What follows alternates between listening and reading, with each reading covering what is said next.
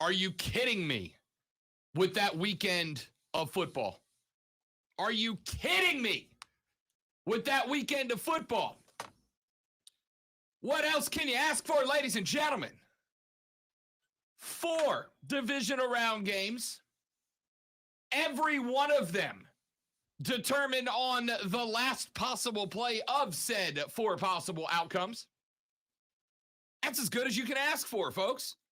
That was, and I don't think I'm going on a limb here, the best weekend of playoff football, ... question mark, ever? Perhaps? You know, I saw people popping off on social media last night. Ladies and gentlemen, the greatest weekend of football ever. And I thought, that can't be right. That can't be right. And so I sat there and kicked rocks around in the old brain for about half an hour trying to think, all right, let's go back in time. There had to be a wild card weekend somewhere that stacked up, right? Twice as many games. You got twice as many. Nope. Those 4 games Saturday and Sunday were as good of a 4-game slate as we have ever seen in the National Football League, and I mean that. Welcome in, folks. The Rob Brown Show's on your radio. This is ESPN Upstate. I am Rob Brown. Hello, Upstate South Carolina. Hello, America, and hello, world. It's great to be with you once again on a Monday afternoon, and boy, howdy, we got no shortage of stuff to get into, do we? I am Rob. Directly across from me, the Alpha and the Omega of ESPN Upstate, Colonel Grudge, hashtag Dad Kicks, the conductor of the symphony of sound that is the Rob Brown Show. My man Lonzo, who is chiefed out today after his team was involved in last night, Lonzo, what I think I can comfortably call the best football game I have ever watched at the NFL level. You know, I don't normally wear the same shirt 2 days in a row, which technically it's not. I know I wore it Friday, but Kelsey went, there he is on the screen right there. I had to wear the Kelsey jersey again today. What a roller coaster ride if you are a fan of either team or a fan of the NFL, period. It was, there was celebration followed by sadness, followed by celebration. Followed by sadness, followed by celebration. In the compound, to the point where I had to tell my wife, listen, you need to calm down, okay? We're either going to win or we're not. That's just how it works. It was a good season. And she's like, there's only 13 seconds. And it's like, yeah, but that's Patrick Mahomes. So, I mean, there's that. The thrill of victory alive in Kansas City today. And I don't think the agony of defeat has ever been taken to heart like I'm sure it is with my friends, with the fans of the Buffalo Bills today. Unbelievable. And yes, ladies and gentlemen, as much as it is going to stick on the under the otherwise joyous craw of one Lonzo, that game showed last night why the NFL's overtime rules are bad and should be changed immediately. How long have those overtime rules been in effect? That doesn't make them good. Yeah, well, how long have some senators been in the U.S. Senate? Are they by default good senators? This is funny that you bring this up because I had a conversation with our good friend Cole Bryson. I saw last night about this, and as I pointed out to him, this isn't politics. I mean, you can raise your voice as much as you want. The only way you're going to change things are the rules good. Is the rules are the rules. Are the rules doesn't good? Matter. Tell me a better rule. Literally, college football's rule is better. As I saw the meme last night, Kansas City wins 134-128. Fine. That's probably no, it's not fine. Because then the health of the athlete starts to come into question. Have we ever seen a college football game 145-138? Has it ever happened? All I'm going to say is I've been consistent. I'm going to continue to be that way. You know, there's 3 years ago, Kansas City lost in overtime in the AFC Championship game. Didn't whine afterwards. Why? Because it's the rule. So answer the question. Is the rule good or bad? I'm fine with it. I didn't ask you that. I asked you, is the rule all right? Subjective. It's an opinion. In my opinion, I'm asking for yours. I'm fine with it. No, is it good or is it bad? Or are you fine with it? I'm fine with it. He thinks it's bad. No. Just say it's bad. No. Just say it's a good rule. And if it changes next year, I'll be fine with that too. It's not like it's a brand new rule that was instituted. All the show.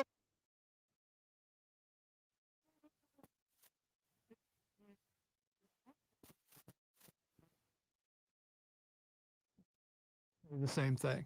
I'm fine with the rule. The rule is put in place by the people in charge. So you better win the coin flip. You can shout. You know what you need. You need to better be able to do? Play some defense when you're the question. We've heard for years, defense wins championships. I say that's no longer the truth. Defense can't stop an elite quarterback. One of the top 3 quarterbacks can beat the best defenses. Got a chance last night because the dude had a chance. They beat Kansas City earlier in the year. You come in, you're on a roll. He blanked his rival the week before. You come in, and what happens? Your defense lets you down, and you can't score enough points against the defense that struggled all year. Timeout. So all of those things are true about Patrick Mahomes too. No. Josh Allen. You're right. That's a fact. You're right, but Patrick Mahomes doesn't have the number 1 defense in all of the NFL. So if you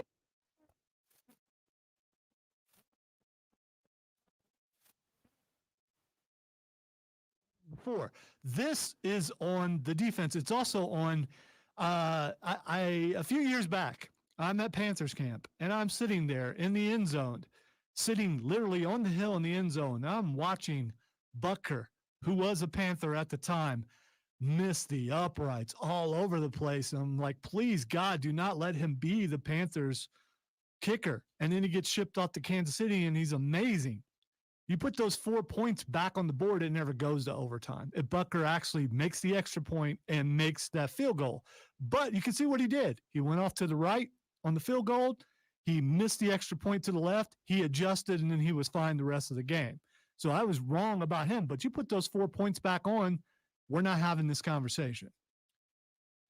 Cool. But then there was a tie, and we have to figure out a way to efficiently settle that, right? Like, this is the argument I have always had about overtimes, because all the time I saw on Twitter, well, all the Bills had to do was to not allow Patrick Mahomes to lead a drive in 13 seconds, which, by the way, remember Dak Prescott's run against the 49ers that he let the clock run out?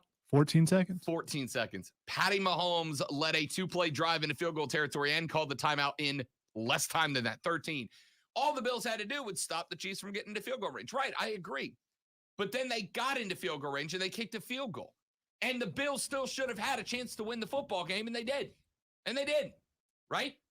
That's literally the point, is that we don't penalize a team. It's never been done before that somebody goes, there's this really great game, and it goes to regulation, they lose, and somebody goes, well, all they had to do was stop them on 1st and 10 back in the first quarter. But for some reason, if the exact same play happens in the fourth quarter, we go, no, they don't deserve to win anymore. Make a call and fix it. Oh, I'd love to. Make a call and fix it. Get Roger Goodell on the horn. I'll tell him to his dumb face. No, you won't, because you won't talk to him. You already said you won't. No. He won't talk to me. I would have Roger Goodell on this show today. Welcome to the commish. Hey, commish, your NFL overtime rules are bad, and you should feel bad. What's your response? You're right. It's he came up with the rules. No, that would be the owners who came up with the rules.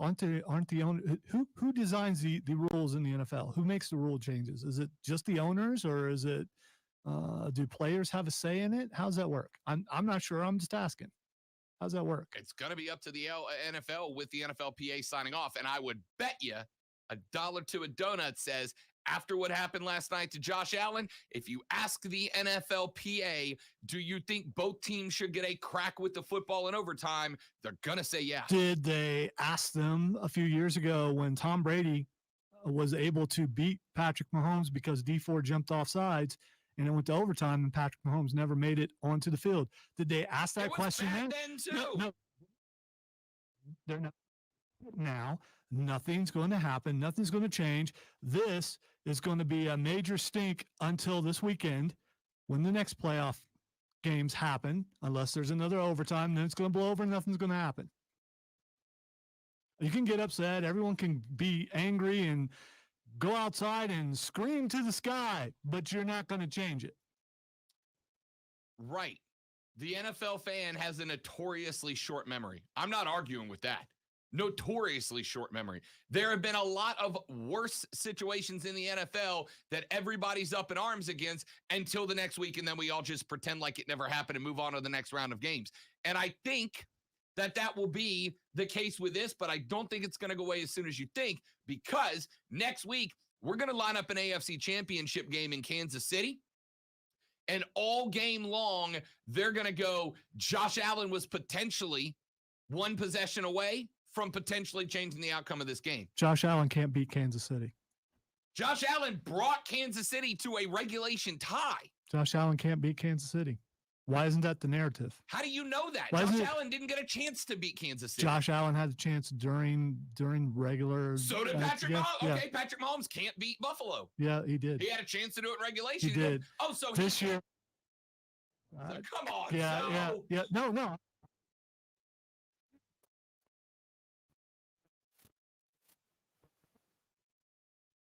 Well, you know what?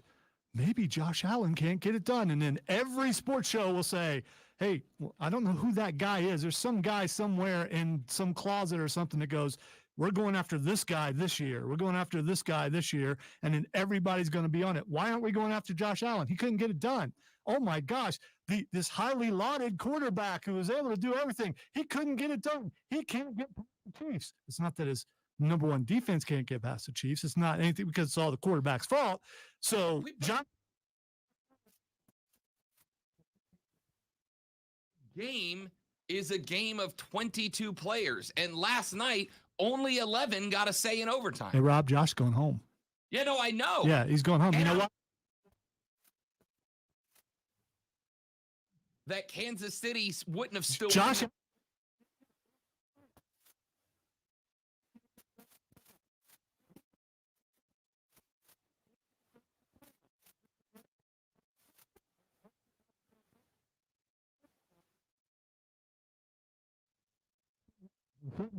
You know what? Maybe it's all Josh Allen.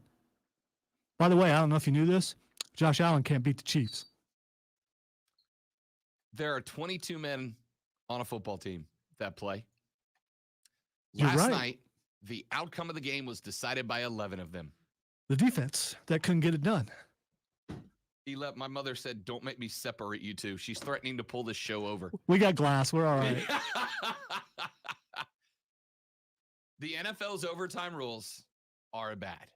I have told you guys for years, and I know that this is potentially a bit blasphemous in this area. I understand that. The NFL is better on the field football than college football. All right, it just is. From top to bottom, the NFL football on the field between the lines is better football than college football. There are very few places where college football is better on the field than the NFL. The overtime rules are the most glaring example of a spot where the college football setup is better than the NFL's. And I know why the NFL doesn't want to change their overtime rules. They don't like when overtimes run long. They're not fans, because 90% of the time when a game goes into overtime, if it was to run the length of a full extra quarter or whatever, it bumps up against the next game. It cuts into the television time and therefore the sponsorship money of the next game. And they don't want to deal with that. They want the next game to start when the next game is supposed to start, and on the channel it's supposed to start on. And overtime games prevent that from happening. I get it. I understand it. But this is what happens. This is what happens. You get into a spot where team one scores a touchdown, and the best player on the field last night, not named Patrick Mahomes, doesn't even get to touch the football to have an outcome. Doesn't even get to touch it. The NFL's overtime rules are subjectively bad. Although I assume, and we're going to find out, because there's a poll up right now on ESPNUpstate.com, ESPNUpstate.com. And if you go to ESPN Upstate on Twitter, twitter.com/ESPNUpstate. If you go to twitter.com/ESPNUpstate, I've got a poll up right now that asks you the question very simply. I say the NFL's overtime rules are bad. Lonzo won't say that they're good or bad, only that he's all right with them. So you, the listener, get to be the deciding vote. Are the NFL's overtime rules good or are they bad? They're the only two choices. No fence sitting like Lonzo's doing. Are they good or are they bad? We are 9 votes in so far. 6 of them say bad. 3 of them say good. Wow. By the way, Anthony on the Facebook Live page, you can check it out, ESPN Upstate. I never said that about Josh Allen. I said the narrative will be that, and it will be eventually. I am just showing how easy it is to turn things around. If anything, you should be upset about your defense, because the Bills' defense should have been able to stop Kansas City's offense, but you know what? They couldn't. Anthony also chimes in and says the overtime rules are bad on the preferred home services text line. Would you have team one though? Yes. No, I'm talking to Anthony. I'm talking to Anthony. I don't know that Anthony's a Bills fan. So here's one thing I did notice last night on social media when I got into this, right? I said on social media last night, I said the overtime rules are bad.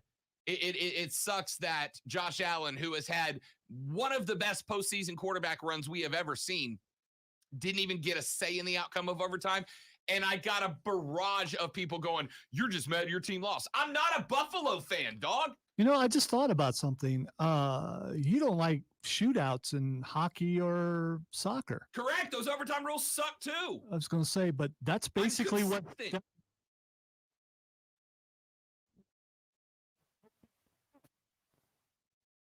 But a shootout in college football is still them playing football, offense and defense and special teams. A shootout in hockey is one guy versus the goalie. Soccer, one guy kicking from one spot and the goalie, right? The comparison here in the NFL would be a soccer shootout where if the first guy scores, they just call it. And the response from you weirdos on social media that hit me with this last night, your same defense in an analogy would be, well, you should have goalied better, bro.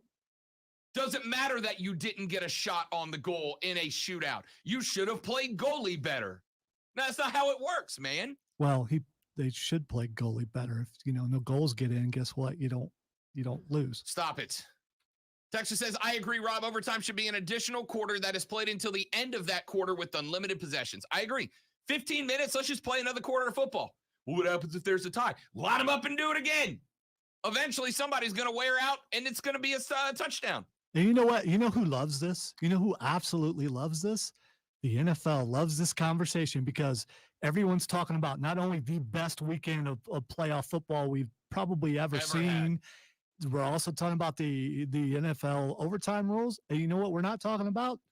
Anything else. Anything else. We will later. Right now, it is what it is. Texture says, so right, exclamation point. Rob is correct.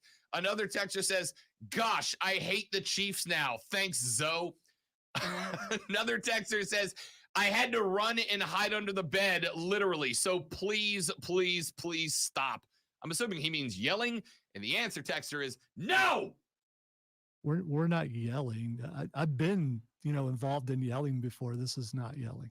Texas says the overtime rules suck. If Josh Allen had a chance, Buffalo would have won that game, period. No, not period, because even if Buffalo gets a chance, unless they go 2-point conversion successfully, which, by the way, they did in the fourth quarter, but unless they get a 2-point conversion, now we're tied at 7 and we're going back and forth. I'd have been fine with a 15-minute shootout. Whoever's got the most at the end of 15, and if we don't, we go to a 10-minute overtime and we try it again. And then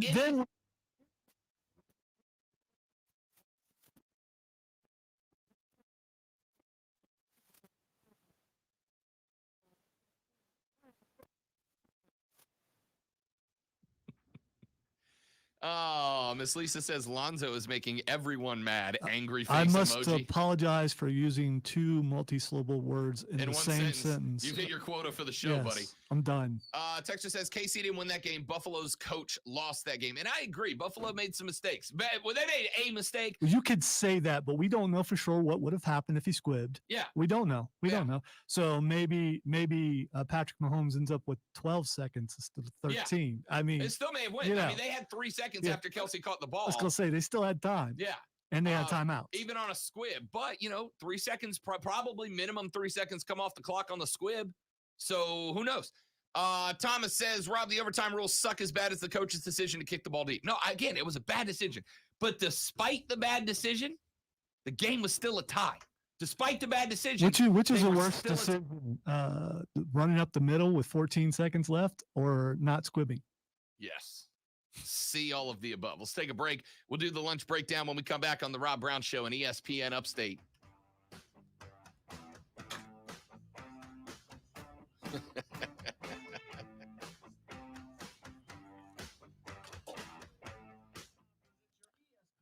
By the way, Travis, if Cincinnati wins next week, good. I'm not. You think this is all about my team won? It's not. This argument still would have happened if Buffalo won, and then it would have been, well, you're just having like that because your team lost. I mean, there's no whether you like me or not, I'm pretty consistent. So I mean,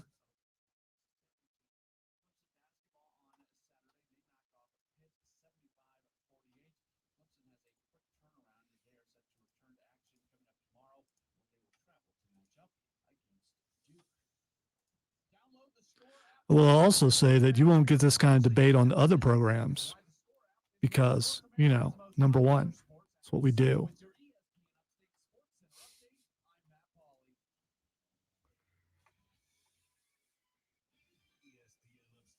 There will be a whole lot. You're absolutely right.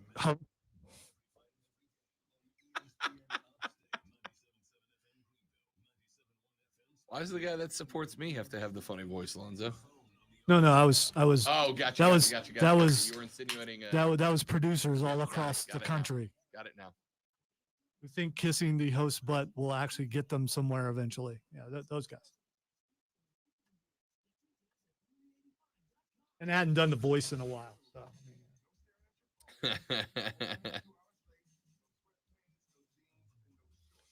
Thank you, Anthony. Good to have you, buddy. I appreciate that. We try to have fun here. Yeah, we are having fun. No wrestling fun.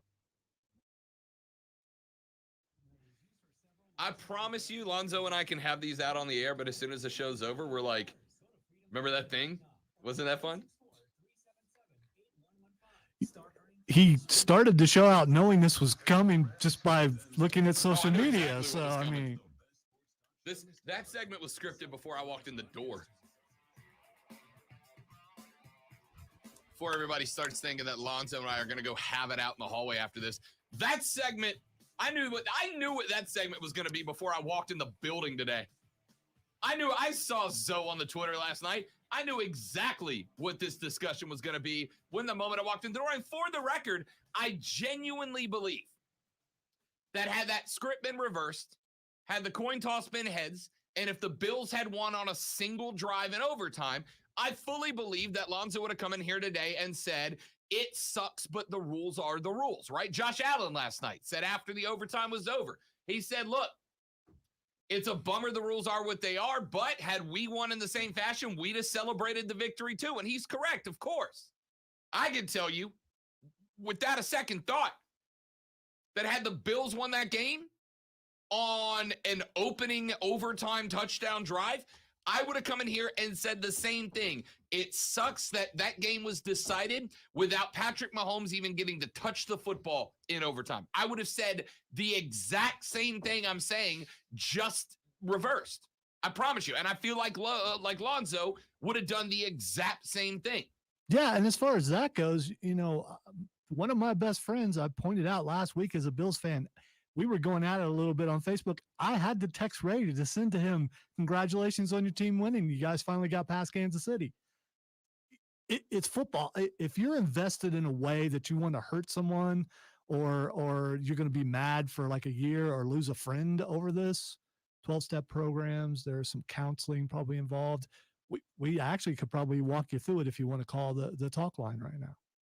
I mean, yeah, look, if you need some therapy, we are here for it. Especially if you're a Bills fan. You know what? If you want to call in and talk about how disappointed you are about your team's defense being, allowing a team to come back and win and get into overtime with 13 seconds. If you want to talk about that, I get it.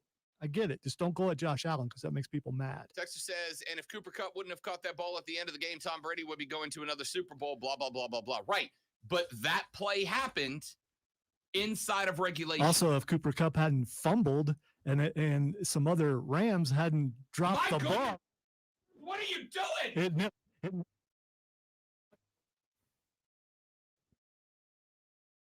I want you to drop the ball. I want you to drop the ball. I want you to drop the ball. There we go. Cam, by the way, between Cam Akers with multiple fumbles and between my dude Jalen Ramsey getting absolutely dusted at the end of that game, the Florida State Seminoles did not have a good showing in that NFC Championship game, did they? My goodness, Cam. They said, Jalen, go cover Mike Evans one-on-one on the outside. We trust you to cover the best receiver in the game. And what did he do?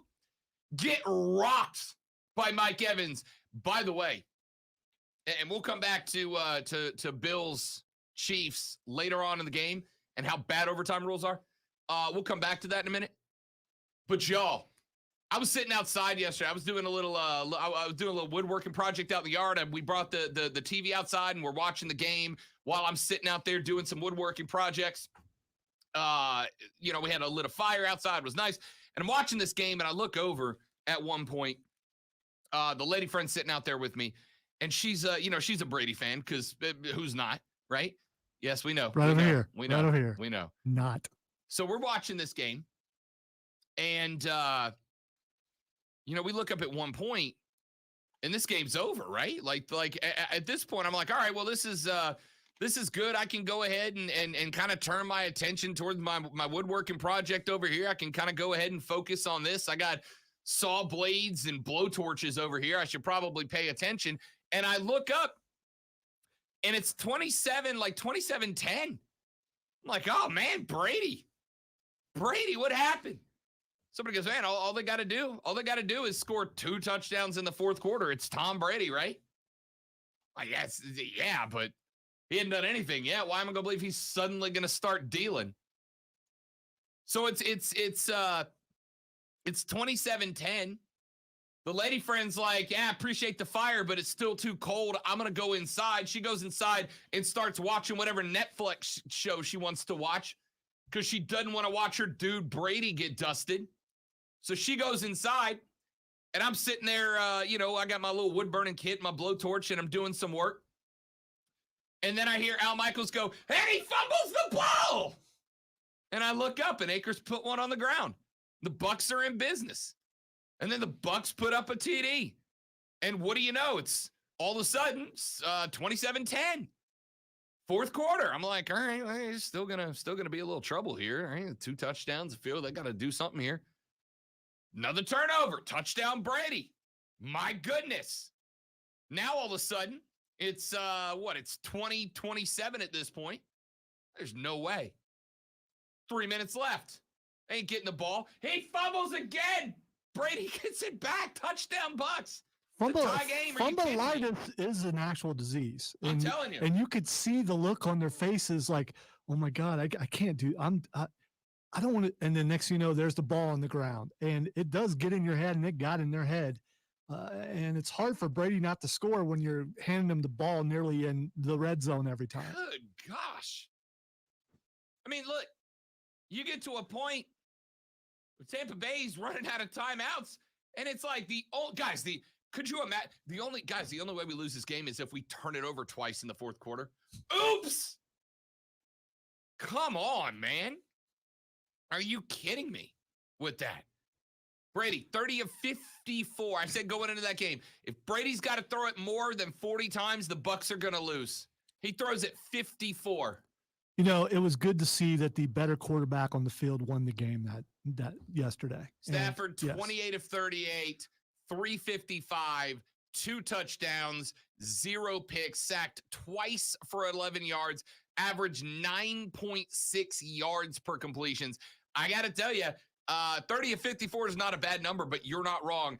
That touchdown that Stafford threw to the corner was as good as it gets. By the way, you'll hear this explained away on other shows, maybe even on the station, about how bad of a quarterback Matthew Stafford is. Well, whoever does that, man, they don't know what they're talking about, because Stafford was on a bad team for a very long time. Is he going to go to the Super Bowl? I don't know, but he looks pretty good right now. being on a good team and doing what he did yesterday, beating what some of you people call the GOAT, was a better quarterback yesterday. I'm looking around, Lonzo. I'm looking to see who else is around because at the beginning of this season, and I'm really having to rack the old memory bank here, but at the beginning of the season, there was somebody on this station. I'm trying to remember. I mean, there's not a lot of options, but there was somebody on this station who said Matt Stafford getting out of Detroit and going to a good offense with a head coach who knows how to use them is a recipe for a Super Bowl run. And somebody else said, oh, no, he's a bad quarterback.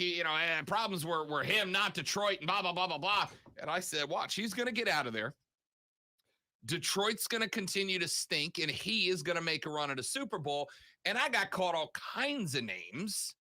I'm sorry. That person who said that got called all kinds of names. And for the love of everything, Lonzo, I don't know if you can help me out on this. I'm trying to remember who it was that told you that Matt Stafford in LA was a Super Bowl caliber quarterback. I'm trying to remember. And by the way, Matt Stafford has 2 playoff wins now with the LA Rams. You know how many playoff wins the Detroit Lions have had in the past 15 years, Lonzo? 1.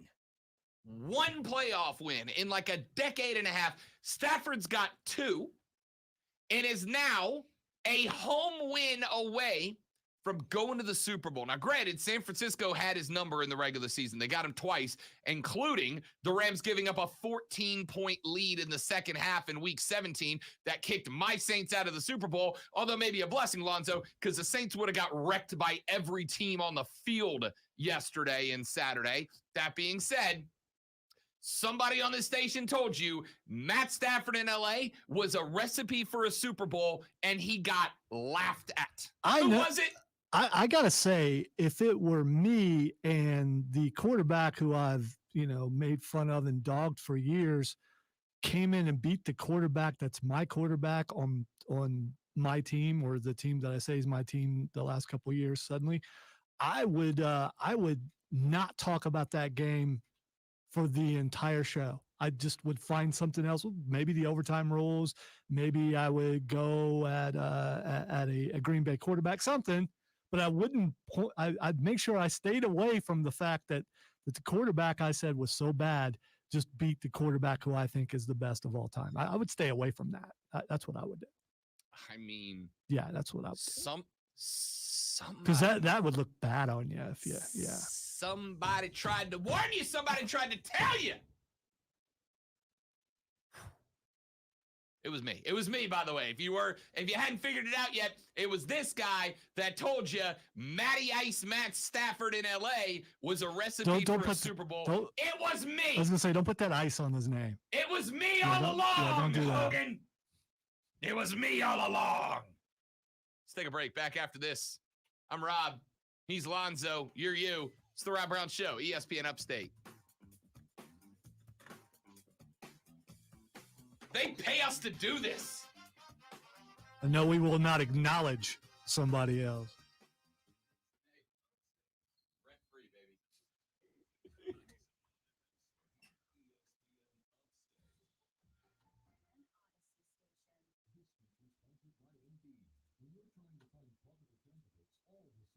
Screening and interviewing can become a job itself.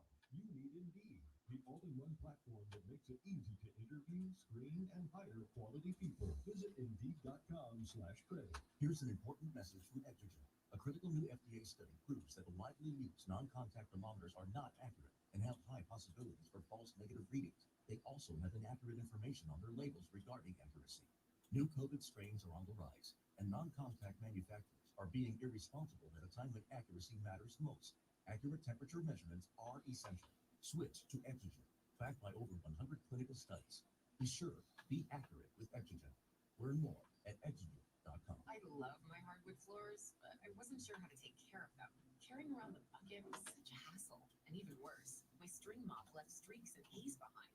Then I found Swiffer Wet Jet Wood, the all-in-one tool made specially for wood floors. Its microfiber-like pad is soft, and it sprays a light mist solution dries fast. With Swiffer Wet Jet Wood, it's easy to keep up with the mess on my wood floors. Even that mess. Swiffer Wet Jet Wood, proud member of the National Wood Floor Association. If you were designing the next generation of luxury crossovers, you'd want it to have everything that's important. Absolutely right, Zach. And he had to. Or he just threw a fit, broke a tablet, and went home. Which is fine. Speaking of going home, do I think Brady, Travis asked, do I think Brady will retire? He's already hinting at it. I got a feeling that he's done. And that's not wishful thinking. I just got a feeling that he's done. His attitude has kind of changed a little bit. And yeah, I think he might be done. And as far as my favorite wrestler goes, my favorite wrestler is Jon Moxley. Has been for a while. Glad to see he's back from rehab. Hopefully he takes care of himself and doesn't get in that place again. But yeah, that's my favorite wrestler.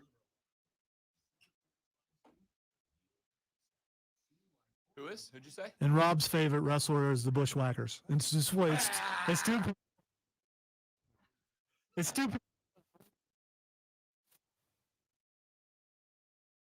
Still is. Love Mox.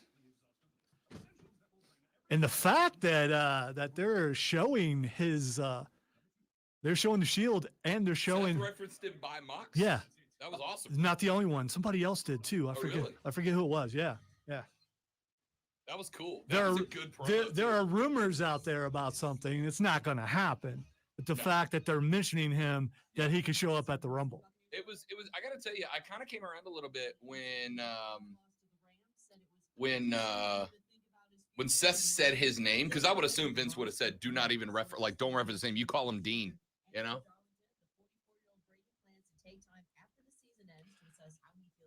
I took the question, Zach, as currently all time would still be Sting. I don't think Sting will ever be replaced for me.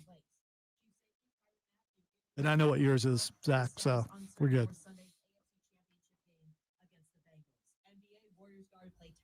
Today. He was a late scratch for last night's game after experiencing soreness in his surgically repaired left knee. Coach Steve Kerr said it's nothing serious. Team's just being cautious. The Warriors host the Mavs tomorrow night.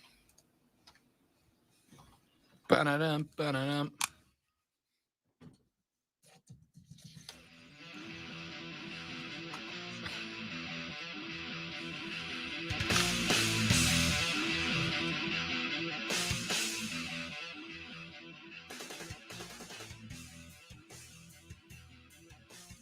The Rob Brown Show rolls on. It's ESPN Upstate. Rob Lonzo and you. Joey B, 28 of 37, 348 in an absolute fight between the Bengals and the Titans. Yet another game. 3 of them coming down to walk-off field goals. Joe Mixon, 14 carries for 54. Derrick Henry, 20 carries, 62 yards, 3.1 yards per carry. I told you guys who I thought the X factor in this game was going to be, and I said it was A.J. Brown. But Ryan Tannehill deserves more credit than he got. I mean, it wasn't the most incredible performance. 3 picks in that game. But A.J. Brown, 5 snags, a buck 42 and a touch. And that throw from Ryan Tannehill to A.J. Brown, and you know the one I'm talking about, right? That touchdown right in the front corner of the end zone. Ryan Tannehill couldn't have put that ball in a better spot, Lonzo, if he handed it to A.J. Brown. I mean, that thing dropped under the defender's arms, right into the breadbasket. A.J. Brown didn't catch that ball so much as he just held his arm out and Tannehill put it in his hand. That was unbelievable. That being said, when it came time to go out there and rip the soul out of the entire city of Nashville, Tennessee, Joey B was up to the task. 9 times he was sacked in that game. And you know what he did late in the game? When the pressure was on and that defensive line had already established dominance, no big deal. Go out there, finish him off. How about the Cincinnati Burros, ladies and gentlemen? So excited about that. And for the first time in a while, whoever wins the Super Bowl, I'm cool with it. Yeah, I'm leaning towards one team, but I'm cool with it because I like all these teams. And does the number 1 seed mean anything anymore? Yeah, I mean, really? It means you go. Oh, I got you. It means you go. You're right. Both number 1 teams are out. Green Bay getting dropped too. I think that's always been the thing. Do you really want that bye? I mean, you do if you need to get healthy, but if you're playing good and you can get a little rusty over a week, or at least it seemed that way. Jimmy G, 11 of 19, 131 and a pick in the snow. But it wasn't him that broke the game open either, was it? It wasn't Jimmy G. It was San Francisco's defense. Aaron Rodgers still had a day, 20 of 29 and 225, but he couldn't find the end zone in this one. A.J. Dillon did 7 carries for 25 yards and a 6-yard touchdown, but that was all the offense Green Bay could muster. I got to tell you, I made a lot of talk, Lonzo, about the cold, right? I made a lot of talk about the snow. When it started coming down, it actually worked out better for San Francisco, right? Because when Aaron Rodgers wasn't able to get the ball down the field consistently like they want him to be able to do, San Francisco was just grinding at that point. Got Kyle Juszczyk involved, couple of carries for him in some big-time spots. Elijah Mitchell, 17 for 53. Debo had 10 carries for 39 yards. George Kittle, 4 through the air for 63 yards receiving. Debo had 44 through the air as well. When it got nasty, when the ground got hard and the weather got cold and the snow started coming down, San Francisco was the team that was able to gut it out. It wasn't that bad when the game started. But after halftime, when the snow started coming down in that fourth quarter, when it came time to gut out a win, San Francisco did it at Lambeau, not Green Bay. I thought the snow and ice was going to hamper San Francisco. Actually played right well for them. They looked like they were having fun in it. They It did. did. Yeah, I mean, from the beginning of that game, those guys are jumping around. They're excited to be there. And Green Bay, I'm not saying they were all. I mean, it was a good game. They just didn't have as much fire as San Francisco did, and that's what they needed to win the game. San Francisco, as excited as they were, they played well. They were on fire all through the entire game, and what a good game. Phenomenal game. In fact, I was watching that game with a couple of buddies of mine, and when the punt block return for a touchdown happened, it was like San Francisco's going to win this game, right?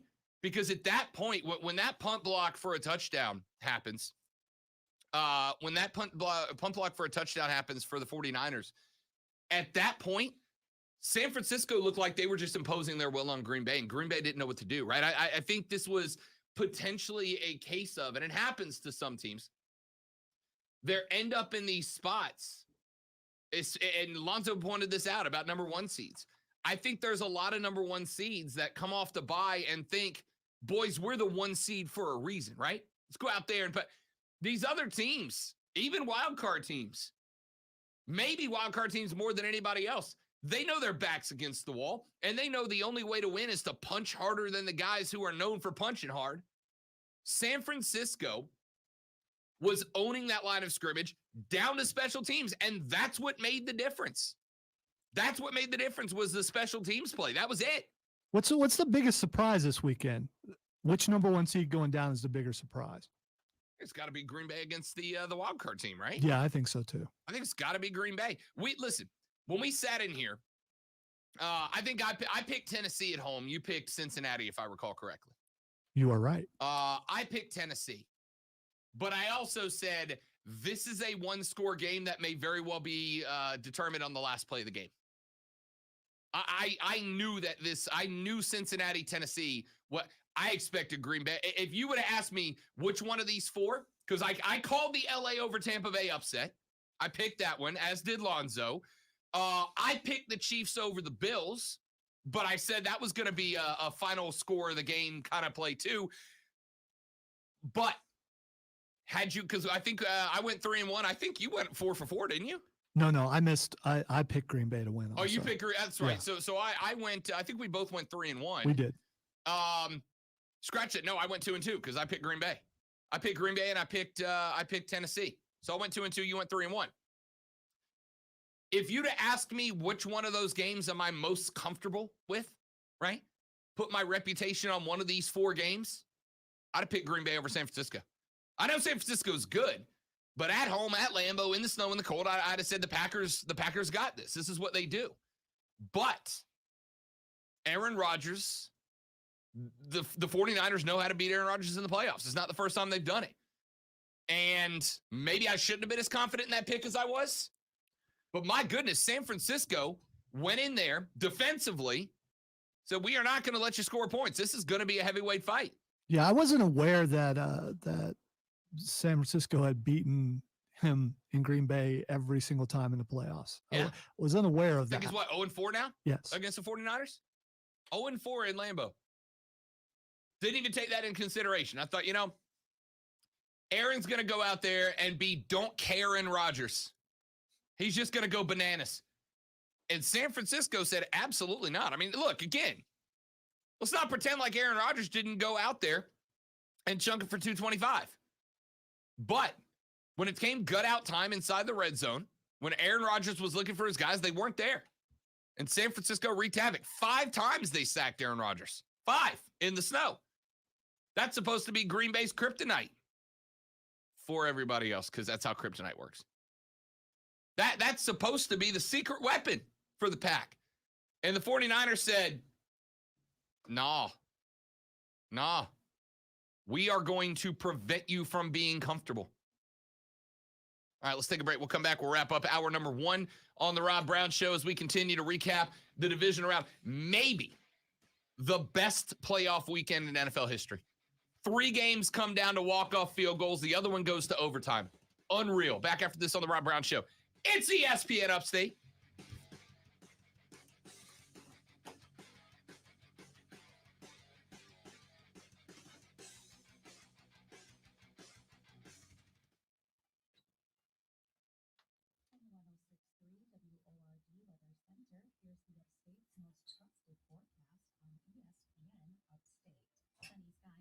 Afternoon as temperatures warm to the mid-50s with light southwest winds. We'll see increasing cloud cover for tonight as we drop to 35. Tuesday, a blend of clouds and sunshine, upper 50s. I'm meteorologist Mandy Calliburn, ESPN Upstate. Right now, 50 degrees. Radio.com is now Odyssey. Download the Odyssey app and listen to ESPN Upstate and all the sports, news, music, and podcasts. You make sure you and your people do everything possible to see that it is all in one place. It's the Odyssey app for ESPN Upstate. Odyssey is your new home for all the audio that matters to you. Download the Odyssey app today. All the sports you love. And listen to ESPN Upstate. In this market, you'll find Fisher Investments is different than other money managers. Fisher is different? How? Don't you just ride the wave? Nope. We actively manage client portfolios based on our forward-looking views of the market. In times like these, we understand that clients want proactive communication and guidance. You don't just provide cookie-cutter portfolios? No, we get to know our clients so we can tailor their portfolios to their specific goals and needs. We even offer resources on Social Security, Medicare, tax efficiency, and more. Our primary goal is to help them achieve a comfortable retirement. But you still sell investments that generate high commissions, right? No, we don't sell commission products. Fisher Investments is a fiduciary, the highest standard for a financial advisor. Lonzo. Yes. Lonzo. March 30th in Columbia on a Wednesday night. Little dynamite. Very, very tempting. Just saying. Very tempting. Just saying. How much are tickets? I mean, we don't have to set up front or anything. No, I just want to be in the building. Where's it at in Columbia? I'm assuming at the where they play the basketball games, right? Mm.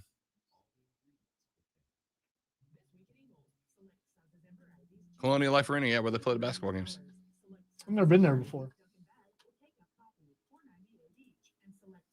I'm sure it's nice. Oh no, Rob has disappeared from the feed. Cheapest tickets are $29. That's not bad. No, not at all. I've disappeared from the. I have disappeared from the feed. Whenever you clicked on whatever you clicked on, I think it. Why? I was going to say, what are you doing?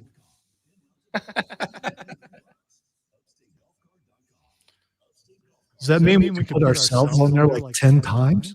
No, I think it was a glitch. Glitch in the matrix. I know we can have up to 8 people if we could just have like 8 of us on I mean, there. I've connected from my phone before and used it as a. Yeah, I know I could do that.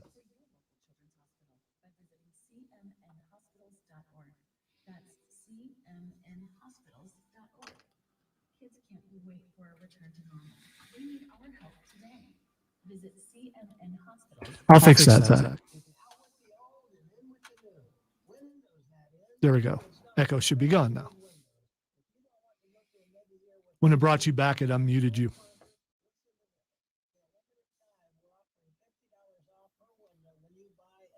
Come on, guys. I fixed it, right? Didn't I? Everyone stop yelling at me.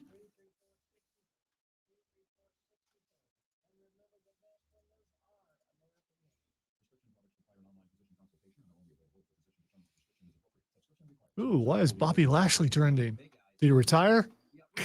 No, he didn't.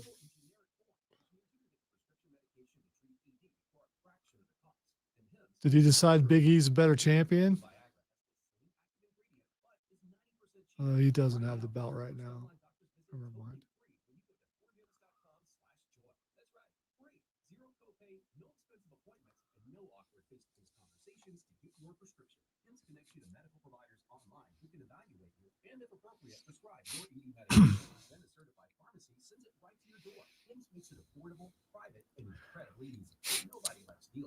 Bobby's a walking action figure.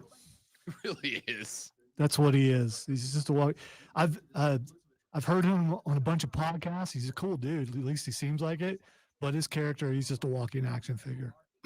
And I'm not quite sure he can turn his head more than this. Too much muscle.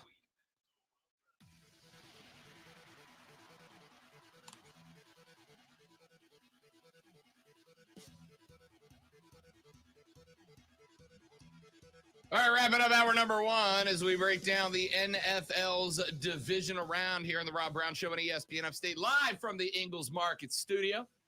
Phone lines are open at 844-GSP-ESPN, 844-477-3776. Text us on the Preferred Home Services text line at 71307, 71307. Start your text with ESPN so we can read them on the air. So the NFC Championship game is set as the San Francisco 49ers will go on the road, just about a 50-minute hop down to Los Angeles, California. Last year, we had the first time that an NFL team played in and also won the Super Bowl on their home field. Los Angeles will try to make history back-to-back with the Tampa Bay Buccaneers as the Rams host the NFC Championship game with the rights to a Super Bowl, not so much a trip, but a Super Bowl at home, as they will be hosting the Super Bowl as well. Over on the AFC side of things, the Cincinnati Burros win a close one over the Titans 19-16. The Chiefs pull out a miracle last night and win it on the first possession in overtime, 42-36. So Kansas City will be the site for the AFC Championship game. 4 years, Patrick Mahomes has been the starter. 4 times the Chiefs have been to an AFC Championship game. Twice that has resulted in a Super Bowl bid. Will this be his third already? We are going to tell you later on this week as we get set for the AFC and NFC Championship games this weekend. The Super Bowl, of course, 3 weeks from last night, in case Al Michaels didn't say that enough times during the broadcast of the Bucs-Rams games for you. 3 weeks, 3 weeks, 3 weeks, 3 weeks, 3 weeks from yesterday. It's Super Bowl Sunday. Very early prognostication, Lonzo, for the NFC Championship. Rams at home welcoming the Santa Clara 49ers, and the AFC Championship game, your Kansas City Chiefs welcoming Joey B into Arrowhead. So that was close. That was close. I'm gonna count it. That was close, though. So if the Rams win, they play at home? Yeah. In the Super Bowl? Yeah. You know. No, I'm in for this. Go ahead.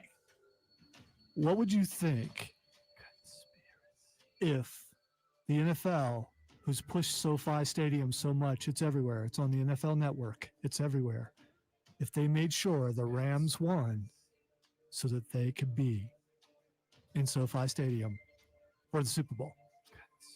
What if I told you that one season the NFL had their referees miss a blatant pass interference call, sending the Los Angeles Rams, Roger Goodell's own pet project, to the Super Bowl over the New Orleans Saints to prove that LA deserved a team, only for the Rams to get their asses kicked by the Tampa Bay, but nope, New England Patriots. I forgot who Tom Brady played for at the time, but you get the point that I'm making.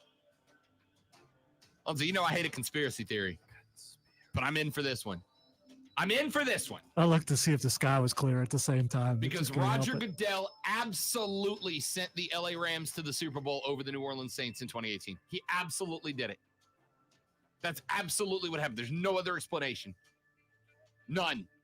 Rob, the rest just missed the call. No, it was intentional because all Roger Goodell wanted to accomplish was to get a team in LA. And he does, and suddenly the underdog just happens to get the worst playoff call in history and waltz into a Super Bowl. That just happened. Don't tell me it's not possible that LA doesn't get a little help over San Francisco this weekend so that Roger Goodell's baby can go to the Super Bowl in their own house and Goodell can go, see, I told you guys, LA's great. Miss me. Miss me. Hour number 2 of the show coming up. We have got, speaking of conspiracy theories, there's one floating around amongst Carolina Panthers fans that think that the hiring of Ben Mcadoo was a signal of things to come in Charlotte. I'll tell you what that conspiracy theory is when we come back. Plus, we got to get into some basketball as well. Because James Harden, check this out, is complaining about other people getting calls. L-O-freaking-L. James. All that more coming up on the Rob Brown Show. Rob Lonzo, you, it's ESPN Upstate.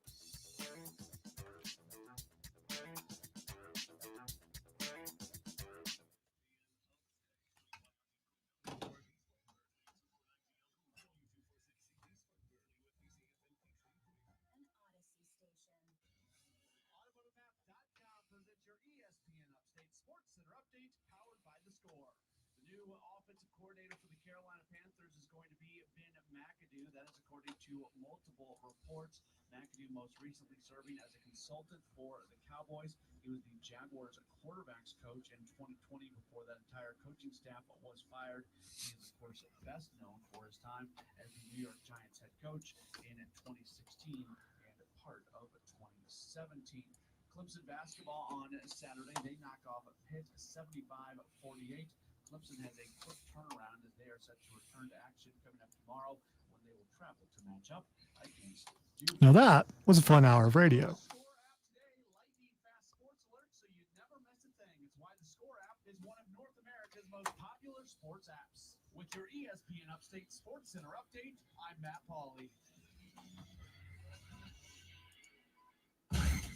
Now, Orion Brent, Offsides with Mark Ryan, ESPN Upstate. Are we, in fact, right now, folks, seeing the last true run of the running back position in football?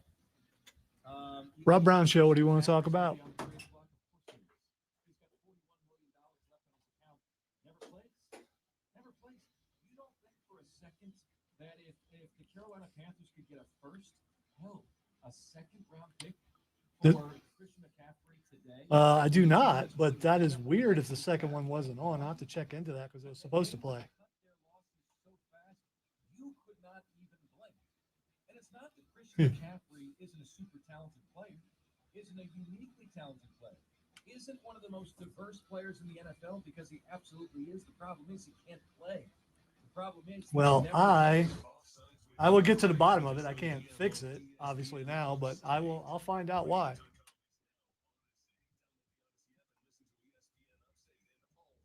Well, you too. See ya. All right, I feel bad. I said see ya till blind guy.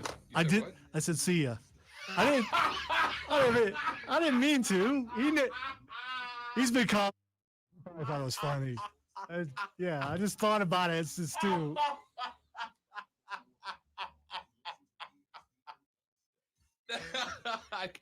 Oh, composure. Composure. Where is composure? I just. I'm not going to bring that up on the Oh, air. you can. I don't care. You'll think it's funny. What's the guy's name? Daredevil. Daredevil? Yes. Perfect.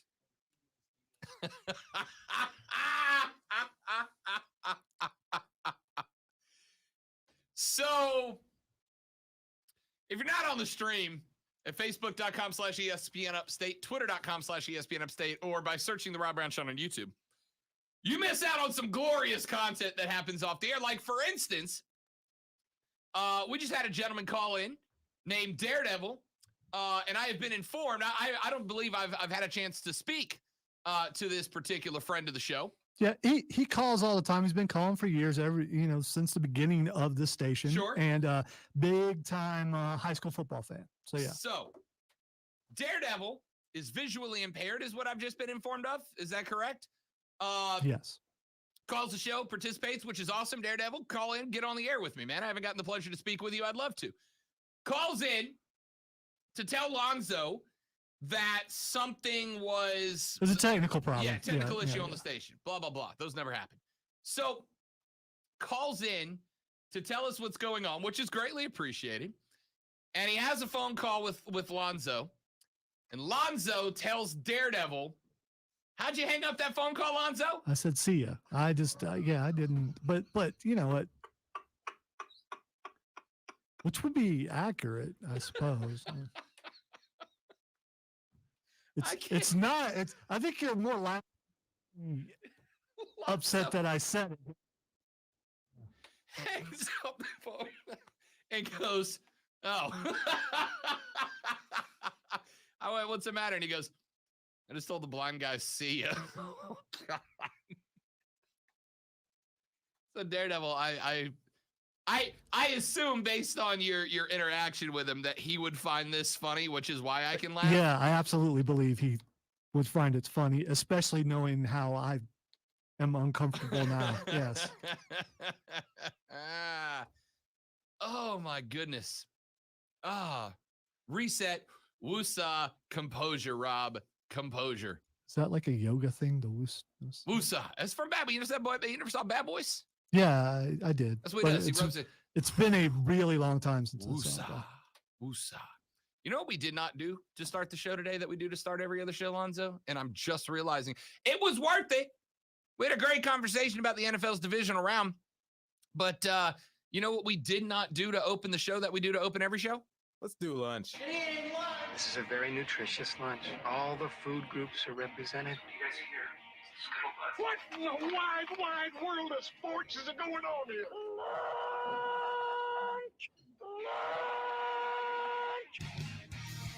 It's a late lunch. I mean, sometimes you run a little bit late. You have lunch late. It happens. That's how it goes.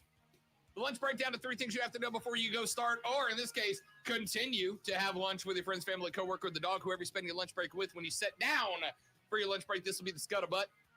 And we won't spend a bunch of time on this one because we've been all over it already. But what an absolutely ridiculous weekend of football we got out of the NFL's divisional round. In the AFC, Joey B and the Bengals, 1916 winners after a walk-off field goal to defeat the number 1 seed Tennessee Titans in Vegas. That sound that you heard Saturday afternoon was the collective soul of Nashville, Tennessee evaporating into nothingness after Joey B and the Bengals got it done. 19-6 winners over the Tennessee Titans. Then the 49ers and the Packers had another classic. The difference in this one, a San Francisco blocked punt for a touchdown ends up winning it for San Francisco. They had themselves a walk-off field goal as well, 13-10, and Jimmy G and the Niners headed to Los Angeles because the LA Rams knock off the Tampa Bay Buccaneers 30-27. Your final there. Tom Brady and the Bucs were in a 3-score hole late in that game. And then Brady did Brady things to give the Bucs a chance. But ultimately, they made one critical mistake. You should probably have a guy in Cooper Kupp's back pocket. Matt Stafford connects with Cooper Kupp late, and the Rams kick a walk-off field goal to take a 30-27 victory. And then yesterday evening, maybe, I'm not saying it is, I'm saying it's in contention for the best NFL game that we have ever seen. both the Bills and the Chiefs score multiple times inside the minute 57 mark. There was a $1:57 on the clock when Josh Allen finds his man wide open in the end zone to take the lead. Then Kansas City gives the ball to the human cheat code Tyreek Hill, who streaks down the right-hand side for another long touchdown. And by the way, we talked about all the controversy of how bad the NFL's overtime rules, which, by the way, I also have a Twitter poll up. If you have not voted, go to twitter.com/ESPN Upstate and give us your thoughts on that. Ask the question to open the show. Are the NFL's overtime rules good or bad? I say flat out, one word, bad. Lonzo will not label them good or bad, only says he's all right with them. So I ask the question, you're the deciding vote. Are the NFL's overtime rules good or are they bad? We have, as of right now, Lonzo, 45 votes in so far. 87% of them say the NFL's overtime rules are bad. I feel like I'm being misrepresented in how the poll is worded in such a way to take the Lonzo haters, although not many, there are some, to automatically vote against whatever stance that I'm. Did I mislabel what you said when I quoted you? I called my lawyer during the break. Okay, let me have your people get with my people. Yeah. Anyway, in maybe what was the greatest football game I've ever watched out of the National Football League, multiple scores, including Tyreek Hill. Speaking of controversy, Tyreek Hill should have been flagged 15 for taunting on the way into the end zone. We have called that before. Yes. I was telling my wife, it's like, you didn't see what he just did you? Mm-hmm. He was taunting big time. 100% he taunted. How did he not get caught? Oh, he absolutely should have been flagged, but he wasn't. Although, in fairness, he was moving so fast and the two fingers went up so fast, maybe the refs couldn't see it. And the player was blocking, probably the refs being able to see it. But if you saw it and I saw it, I mean, chances are everybody else did. It's 100% a taunting. 100% a taunting. I don't know that it would have made an impact on the outcome of the game, although 15 more yards on the XP in that could have been the difference in the game. It wasn't like a Tom Brady taunting, type thing, but it was taunting. Yeah, it's absolutely taunting. That wasn't even a question. We have seen literally the peace sign being flashed in the end zone be called for taunting. If it's a taunting in week 3, it's a taunting in the divisional round. But here's what he was actually doing. He was asking the coaches, are we going for 2? Are we going for 2? Yes. Do I need to just stay out here?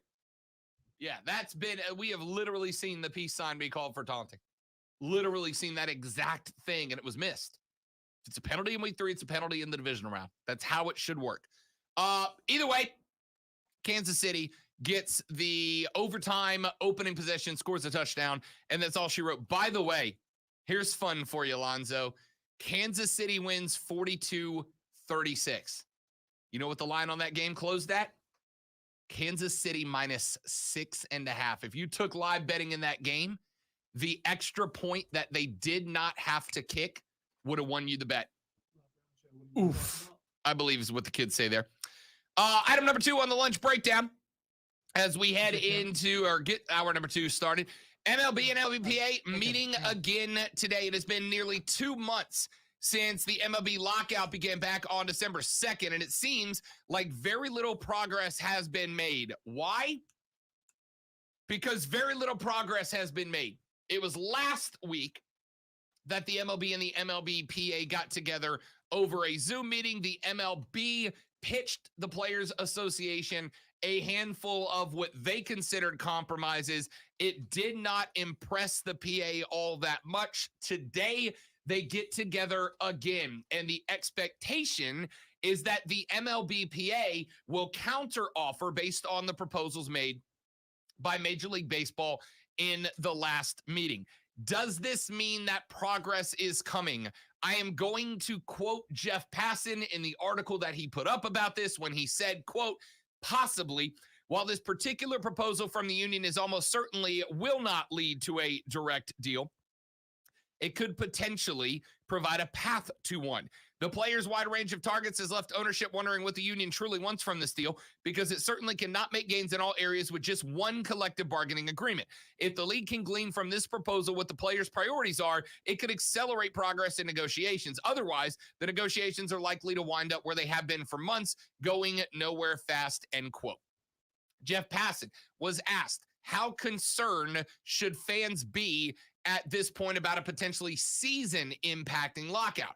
And he said, quote, on a scale of 1 to 10, we're at a solid 4. If MLB wants to start spring training in mid-February as planned, the sides need to make a deal by the end of the first week of the month at latest, and that's 2 weeks from today.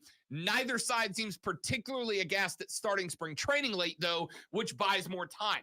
The real date for concern when the regular season becomes in peril is around March 1st. If there isn't a deal then, the possibility of games being pushed back or lost becomes real. If there isn't progress in the next few weeks, buckle up, end quote. So that's where we stand on the MLB lockout. We'll break down what these meetings might say later on in the show. And finally, item number 3 on the lunch breakdown, and it's going to be broken into 2 parts. We are going to start with this. The Charlotte Observer put out an article. Jonathan Alexander, who I am working on getting on the show sometime in the next day or 2 to talk about this, is reporting that the Carolina Panthers are expected to make a push again to bring Deshaun Watson to Carolina. The last time these two sides spoke, the Panthers were 3-4 and were concerned about Watson's legal situation, as he still faces 22 civil lawsuits alleging sexual assault and misconduct, though he has repeatedly denied any wrongdoing through his attorney. But Alexander says that it wasn't ultimately the lawsuits that stopped Carolina from getting Deshaun Watson. Instead, it was the trade value that the Texans were asking for. The Panthers, of course, had Sam Darnold in the fold at that point. They thought that they had found their future franchise quarterback. They did not. Although, again, I don't know how anybody could have been successful behind that offensive line.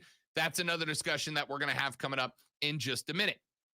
Carolina now leaves the 2021 season knowing that there need to be upgrades both across the offensive line and at the quarterback spot. Watson is only 26 years old, a 3-time Pro Bowler, was the NFL's passing leader in 2020, throwing for 4,823 yards, 33 touches, and 7 picks. The Panthers made a play for him, but we know the Texans were asking for like 4+ first-round picks for the 3-time Pro Bowler. They said no.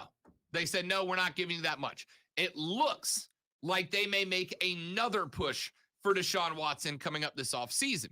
Second part of this discussion, and this one we're going to get into deeper as well. There are still heavy rumors that Michigan Wolverines head coach Jim Harbaugh is interested in making a jump back into the National Football League. And one of the jobs that he has said in the past that he would be very, very interested in at the NFL level is the Las Vegas Raiders. The Las Vegas Raiders have an interim head coach, but there is no word on whether or not the interim tag will be removed for the man running the show now. If they decide that they are going to hire from outside of the franchise, there is smoke coming out of Ann Arbor that Jim Harbaugh would be interested in interviewing for that particular job. If he does, and if he was to take the job, Charlotte Observer reporting that Matt Rule would be very, very interested in that job. It has been confirmed by the Nittany Lions website, Lions Wire, that Matt Rule, who was a former Penn State player and an assistant under Joe Paterno, is interested in the Michigan job. Jason La Canfora of CBS Sports dropped the first report on that earlier in the week. He said, quote, Rule was keeping a close eye on the Penn State situation, where James Franklin ultimately landed a big extension, and may have pursued the LSU opening as well had there been more interest in him. With Rule facing a pivotal third year in Carolina, with an exception for much better results, a big-time college opening would draw his attention, end quote. So Lock and Four reporting that had Franklin entertained an offer to go coach elsewhere. And it was rumored that LSU might be in the mix for that Matt Rule would have made a push for the Penn State job. That job obviously now locked up by James Franklin, who signed a multi-year extension, which means that there's one less big open job. We've talked about this in the past. USC has theirs. LSU has theirs. Oklahoma has theirs. There's really not a big-time job left open in college football unless the Las Vegas Raiders make a play for Jim Harbaugh. And I got to tell you, I could very well see them doing that, right? Could very well, with the success he's had at Michigan, with the experience he's had at this level in the past, Jim Harbaugh seems like he would absolutely be a guy who would be considered for the Las Vegas Raiders job.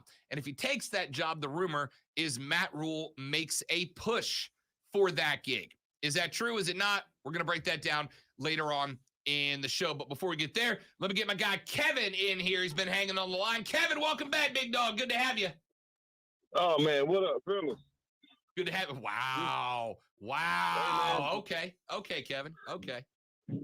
What up? What you got? What you mean what I got? It's your call, big fella. I'm waiting on you. What you got? Oh, hey, man, listen. I'm still trying to get my life together over these Green Bay Packers, man. I'm telling you. Like, I feel like there was some point shaving going on, man. Something it just don't seem right, man. When 33 caught the pass going down the field, just keep running to the end zone. Why did he cut up and try to fake him out? Keep running. And you run dead into the sack when the guy knocks you down. Come on, man. We got some point shaving going on. This is not getting. Aaron Rodgers played like he had lost his best friend before the game started. So he had one good drive down. We get the touchdown. Then after that, it's like we just been chomping at the bit the rest of the freaking game, man. So I'm really not getting this situation. Don't get me wrong. I'm not mad either way, just because my hometown Debo guy did his thing and they going. But at the same time, Aaron Rodgers got to go. Like, if you don't want to be there, I don't want you there. That's just how I roll with life. What's the chances? What's the percentage chances, Kevin, that Aaron Rodgers is in Green Bay next year? Legit chances. I'm gonna say about 45. 45. So like he either will or he won't. I got to tell you, I was listening to the press conference, the post game comments from Aaron Rodgers yesterday, and you go and you listen to Josh Allen last night after the Bills lost. If you go listen to Tampa Bay, go listen to Tom Brady. And, they were asking Brady the same question. Is this it? Is this how you're riding off? Are you done?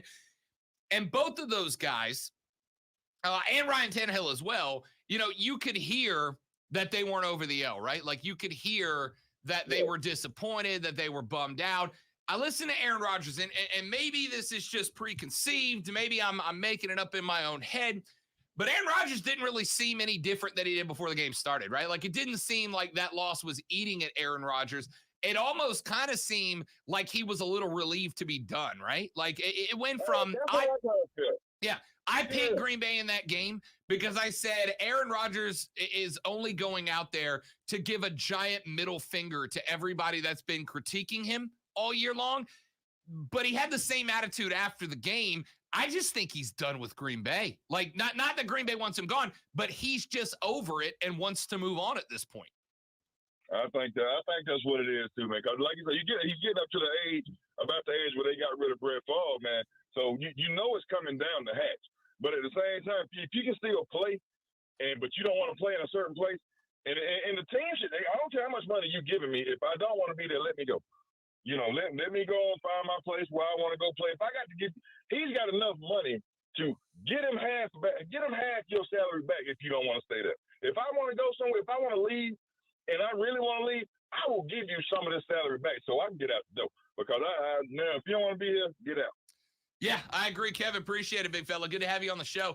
Look, and I don't know. I mean, listen, there's going to be teams lined up to give Aaron Rodgers a shot next year, right? There's going to be teams lined up. Denver will be in that mix.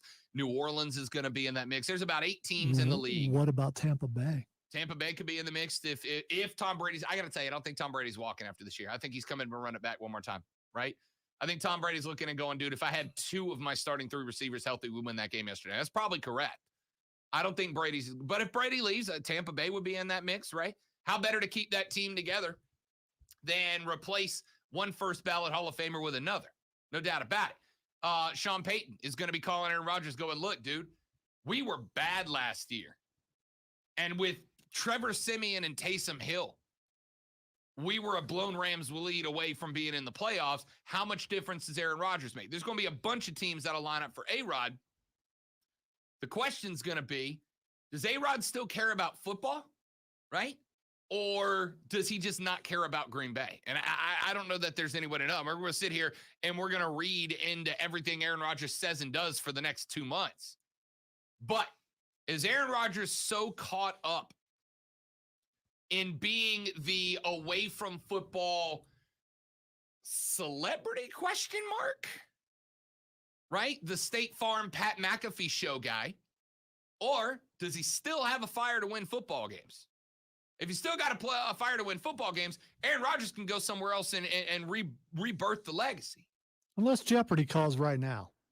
You know, if I'm Jeopardy, I'm calling him when he gets home. He's getting a phone, or when he gets in the car, Sure. He's getting a phone call. Hey, man, you know, that loss really stinks. You know where you'll never lose? On Jeopardy.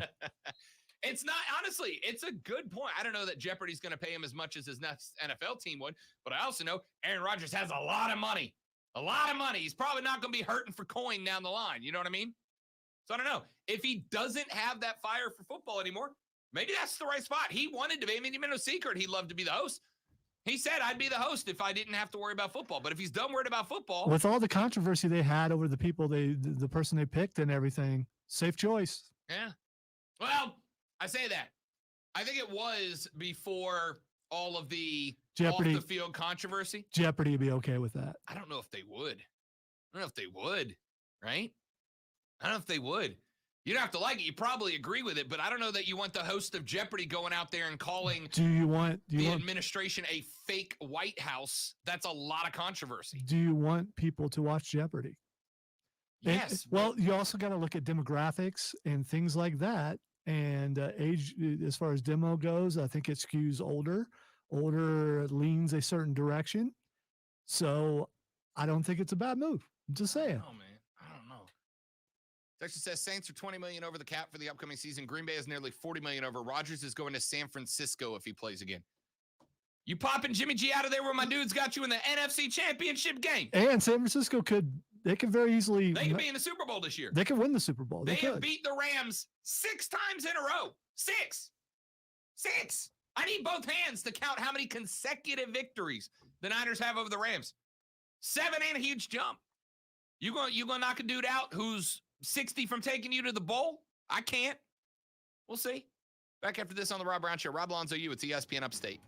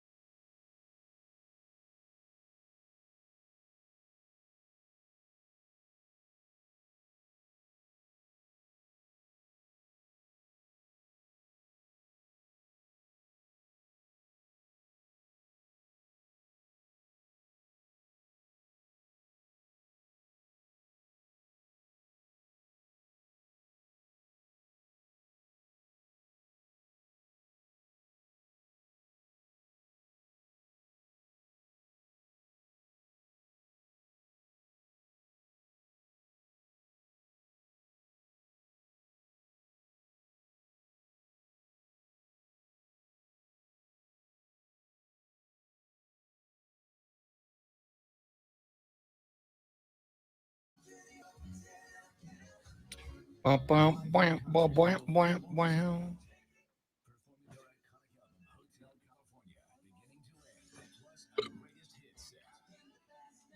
Surely make you look. So Daredevil called back, said he prefers to be called blind as a bat, and laughed his butt off about it.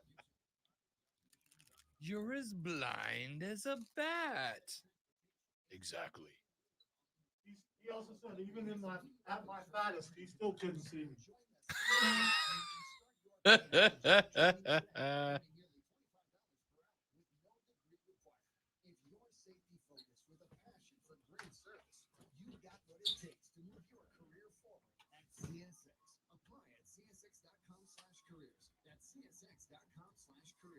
CSX is equal opportunity employment.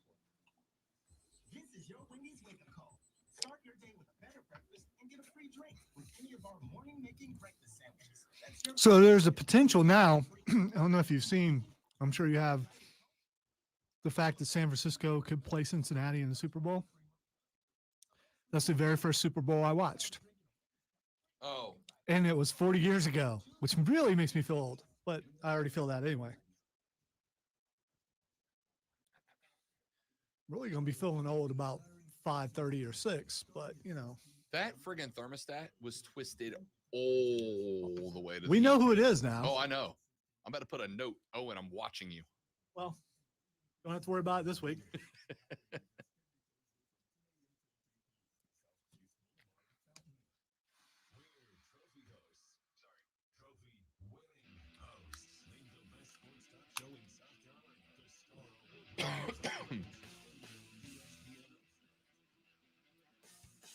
The Rob Brown Show back on your radio. This is ESPN Upstate. Rob, Lonzo, you. Be a part of the show, 844-GSP-ESPN, 844-477-3776. The Preferred Home Services text line is open for you as well. It's 71307, 71307.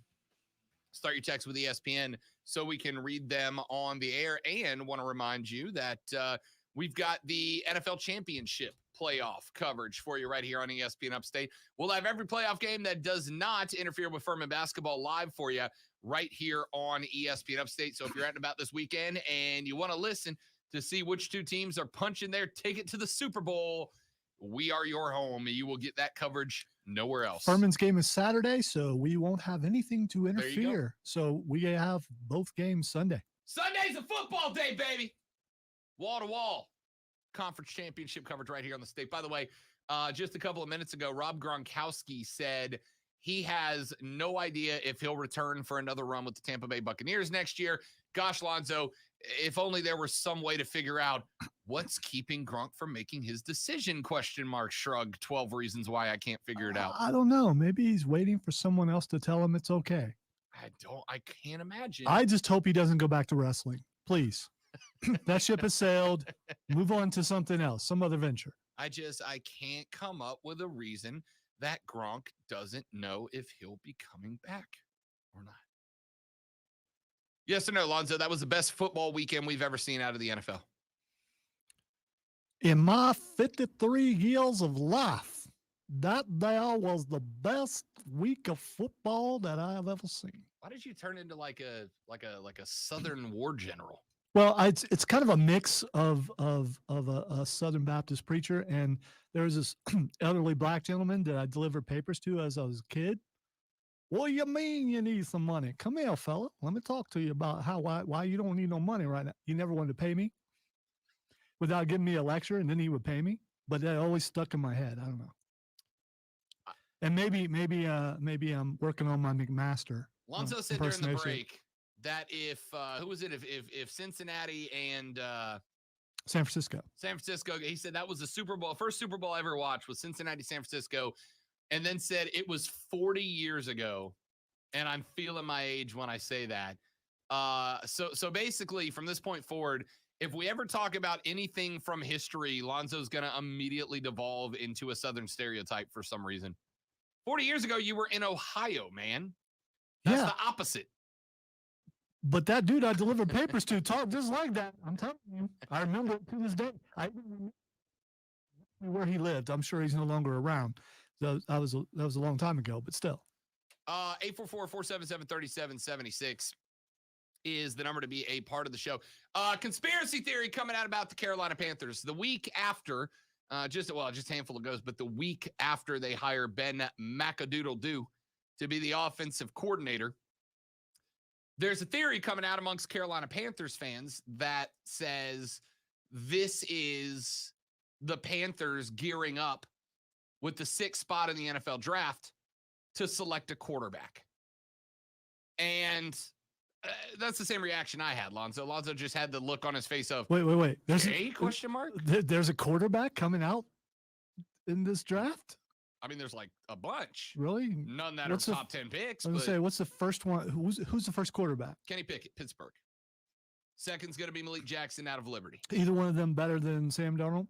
Question mark. Okay. Question mark.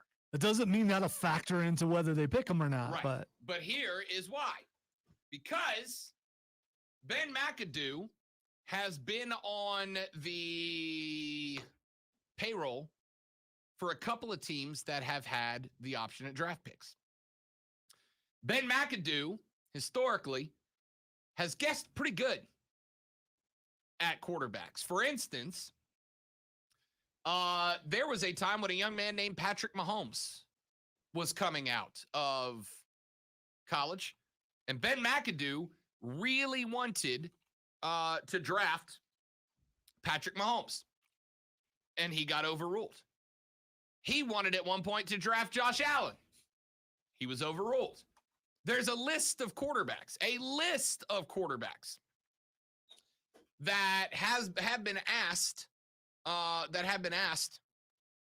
that Ben Mcadoo has asked for and been overruled. And a good chunk of them have turned out to be pretty good. We can knock Ben Mcadoo for how bad of a head coach he was with the New York Giants. But there are two things that I think Panthers fans are overlooking just a little bit. Number one, the last time that Ben Mcadoo was an offensive coordinator, it was with those same New York Giants. And he did so before he became the head coach, replacing Tom Coughlin.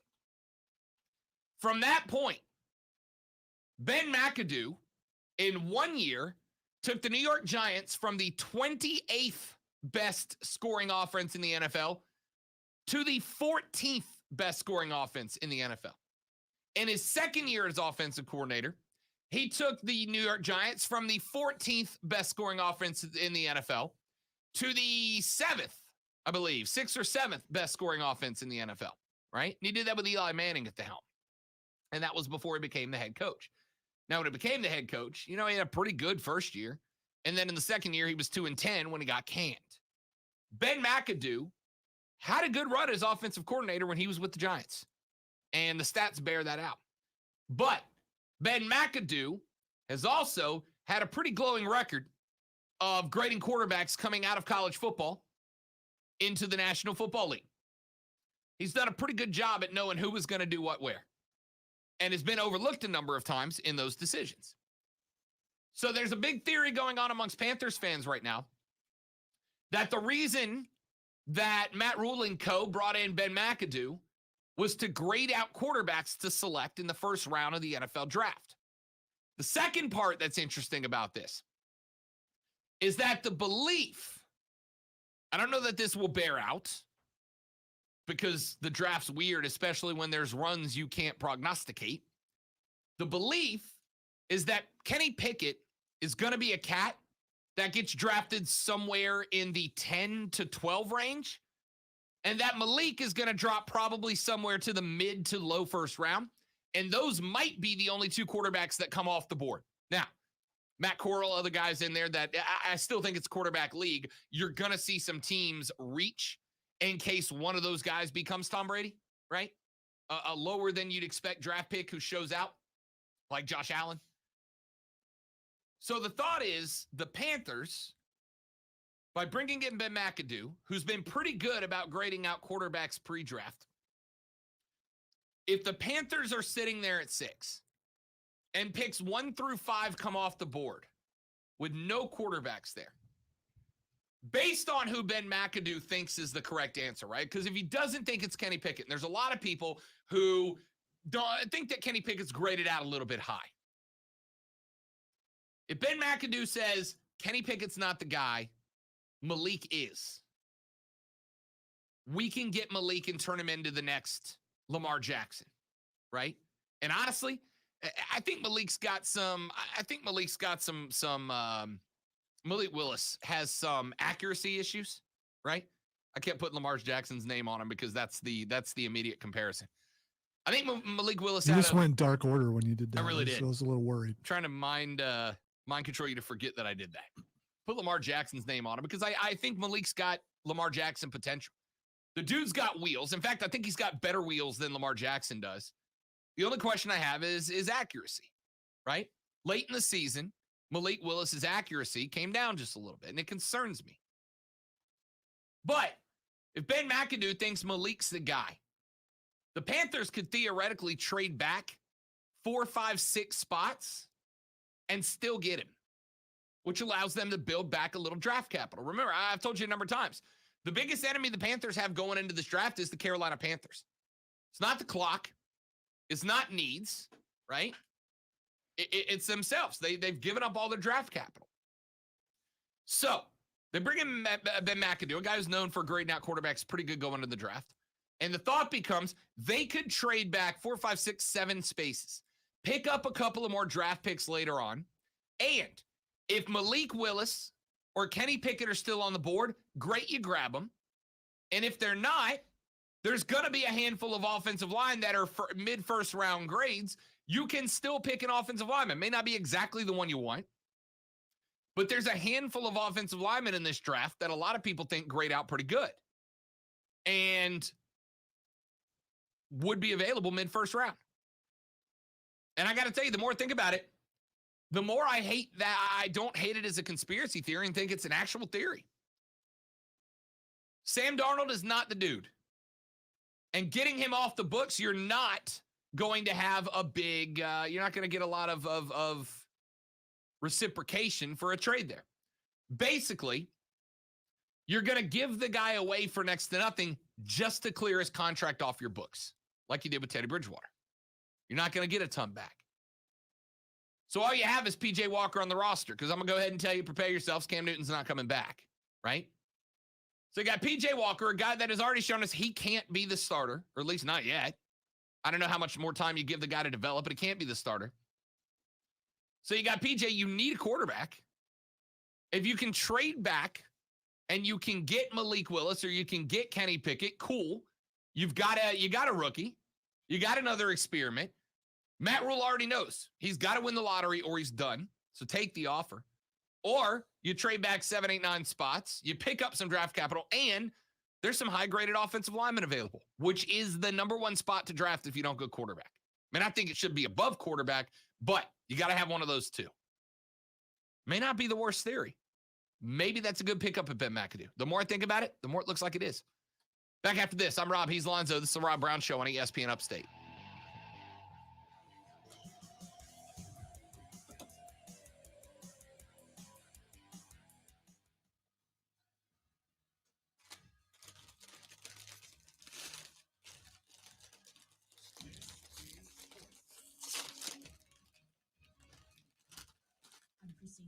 Auburn is the number 1 ranked men's college basketball team in the country for the first time ever. Tigers are the 15 to reach the top spot this season. Gonzaga down to number 2 in the latest poll. Arizona, Baylor, Kansas finishing out the top 5. Buccaneers quarterback Tom Brady remains undecided on whether he'll be returning to Tampa Bay for the 2022 season. 44-year-old said it was too soon for him to think about his future, and emotions were still tied to that last-second loss to the Rams in their NFC divisional playoff matchup. ESPN's Adam Schefter and Jeff Darlington reported Brady plans to take time after the season ends to assess how he feels physically, mentally, while also gauging his family's wishes. The Bucs do not currently have a viable successor to Brady on their current roster. Chief safety Tyrann Mathieu in concussion protocol, uncertain versus the Bengals in Sunday's AFC title game.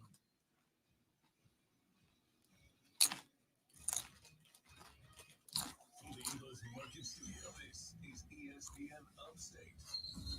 97.7 FM Greenville, 87.1 FM Spartanburg. ESPN Upstate. An Odyssey station. Join us at Brewery 85 Saturday, January 29th from noon to 5 p.m. for our 8th annual anniversary party. A day filled with live music from DJ Black Caesar, food from Atwood Barbecue and local fried pizza, special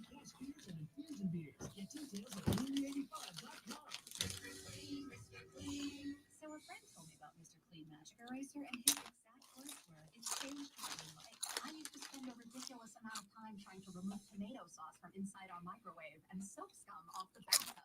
It's like seriously magic. And my secret weapon for cleaning the kitchen, bathroom, floors, and walls, and even keeping my sneakers clean. Mr. Clean Magic Eraser. Greatest invention ever. Mr. Clean, Mr. Clean, Mr. Clean. So did you get a chance to watch the that halftime music teaser yet? Mm-mm. Well, you need to watch it.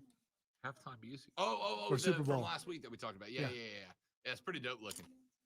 Kind of dope looking. They spent a lot of money on that ad. Yeah. I love the effect on the beach. Yep.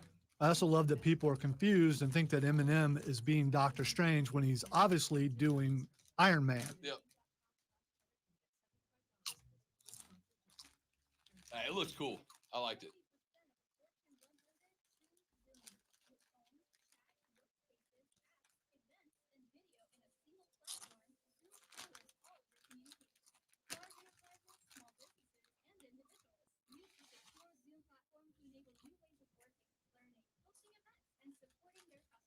And now you can save 15% on meetings, chat, and phone with the Zoom United bundle. Visit zoom.com/bundle. Zoom, how the world connects. What makes AutoZone America's #1 battery destination? Because they offer free battery testing and charging and reliable replacement batteries starting at just $79.99. And they've always got your battery solution. Get in the zone. AutoZone. Today's pros need today's tools, and nobody understands that better than the Home Depot. Our app makes it simpler to get supplies ordered and delivered. Our online project. So I saw Nine tweet something that Edge snuck into the thing Saturday night to watch. The thing? The wrestling in Spartanburg. Oh, yeah. I'm not going. But it could have been someone that just looked like him. I don't know. But I think he said something. Edge had tweeted something out about that he went up the road a bit to watch some of his friends wrestle, and he's friends with FTR. So Yeah. I went to a concert Saturday. yeah, I know you did. In which, Lonzo, I saw for the first time in my life a man have a beer bottle broken over his head in a fight. Really? Never seen it in real life before. Or did he go down? Oh no. Okay. He got cut like. Oh, did he? Like Is this like a long neck like bottle? WWE, the camera would have switched to black and white cut. What And he kept going. what kind of bottle was it? A beer bottle. I know, like a but it's- Miller Lite bottle. I don't okay, know what brand it was, all right. but like a beer bottle. I saw something this weekend, Lonzo, that I've never seen before in my life. I thought it was like a trope in movies that didn't really happen, but I saw it happen for the first time. I saw for the first time in my life, I saw a man get cracked over the head by a beer bottle in a fight. Did he deserve it? No, I don't know what happened. Okay, Right. all right. So here's what happened. What had happened was we spent a year in our houses, and some of y'all fools forgot how to act in public is what happened. This is a country concert. Don't try to. This stuff happens all the time. I've been in the parking garages after to see what kind of things are left over. So Yeah. So I went to a country music concert on Saturday night, right? Got out and about amongst the people. it was a sweet cowboy hat, by the way. Thank you very much. You're welcome. Thank you very much. I look good. Thank you. I know. Who wore it better, me or Rip Wheeler? The answer is me. So we went out, and me and I think 3 other folks, and we were like, we don't need to be up in the front of the mass. So let's stand back a little bit, stand in the back and watch. And about, I don't know, 35 minutes before the main act comes up on the stage, all of a sudden, and there's a big group of people, it's a dance floor. Everybody's trying to get up by the stage. And what happened was people, I don't know why this is. If you go to a music concert, ladies and gentlemen, and you walk in the door 15 minutes before the concert starts, don't think I'm going to just push my way up to the front by the stage. No, if you want to be by the stage, you get there before everybody else and you claim your spot. I do have to ask a quick question. Never having been to, and nor shall I ever, unless forced by, I don't know, something, my life, to a country concert. So the closest I've seen is the Blues Brothers Yeah. bar. Was this kind of like that? Kinda. Okay. You ever seen the beginning of Roadhouse? Yeah, I have seen Roadhouse. It's like Roadhouse. Okay. The dude's buying All the right. chicken wire, people throw them, but without the beer bottle throw 'em, right? But everybody's out there having a good time, dancing, whatever. And I'll tell you, 99.9% of the crowd were incredible. I made a bunch of friends. In fact, there's a couple of people listening that I met at the show that I told them who I was, whatever. So people start pushing through the crowd. And some people, like Lonzo, if you're going to push through the crowd, at least have the courtesy to go, excuse me, do you mind if I slip by? Can I slip by? And when someone says, no, I'm in this space, find a different route, right? That's just courtesy. I choose the Andre the Giant mode. Just bust through. Everybody move. And if you can pull that off, good on you. But there were people, in fact, that I almost had it out because there was this group of 3 girls that shoved the lady friend out of the way to get through. And I, at 6'3", 250, just stepped at the spot they vacated. And the girl tries to push me, and shockingly, she can't. And she looks at me after she puts her forearm in my ribs and tries to push me. She goes, sorry. And I went, no, I don't think you are. You just shoved my girlfriend. She's like, well, we're just trying to get through. And I'm like, right. And you're not going this way because you're not about to shove my girlfriend out of the way and think we're just going to move for you. And she's like, well, how am I supposed to get up there? And I said, I frankly don't give a blank. Figure it out. But you're not going this way, right? So anyway, girl is trying to push away, and she's dragging the guy behind her, right? Because that's what you do. You send the girl because nobody's going to push a girl back. And then she, in her wake, pulls the guy. So they're trying to get through this crowd. And the girl, in a similar situation, shoves a lady out of the way. Well, the guy turns around and does what I did and pushes back against the shover while trying to grab his girlfriend who's about to get knocked over. Well, the trailing boyfriend, who sends his woman up front to make space for him, shoves the guy. The guy who got pushed out of the way in the first place comes back. He shoves the dude back. The dude reaches back with a full beer bottle. Hold on a second. Oh, good enough for me. It's not country. No. You got to keep them separate. No. What we're doing here is teasing. Oh, I got you. You can finish the you rest of the story on the other side of the Yeah, I guess break. we got to go to break. Yeah, I'll finish the so we story on do. the other half of the break because it was insanity. Tell you about the rest of it when we come back on the Rob Brown Show, ESPN Upstate. I wasn't even looking at the clock.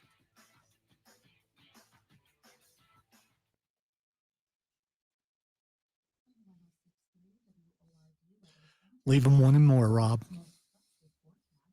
I am the king of the teas.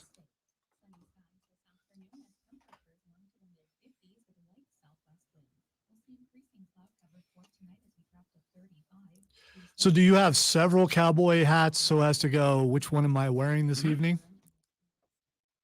I have 3 actually. I have a black one. Obviously, that's the one you saw. I have a white one, and I have a beige brown one. So I can pick and choose. It's like anything else, man. Like if you went out wearing a black shirt, black cowboy boots, jeans, and a beige cowboy hat, you'd look ridiculous.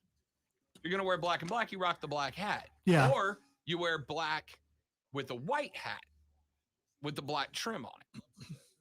But I went black shirt, black boots, Wranglers, and the black cowboy hat. Because you're a bad guy. Correct. Gotcha. Closest thing I've ever had to a cowboy hat was one year Star Awards was Margaritaville. So Well, then you go straw hat. Well, I went cowboy the kind of hat that Shawn Michaels used to wear all the time, which is all to it. And it actually fit my head, which was a big surprise.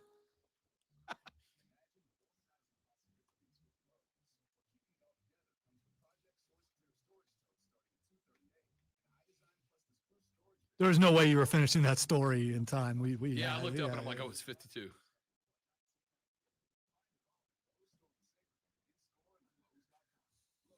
But I, like everyone listening and interested in how this thing ends up, because I know the next step, but I don't know what happens after that.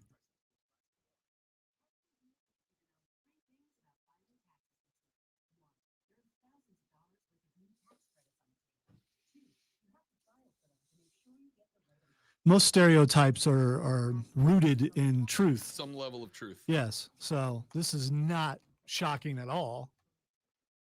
Question is how often does it actually happen? If this is the first time you've seen it, it must not happen very often.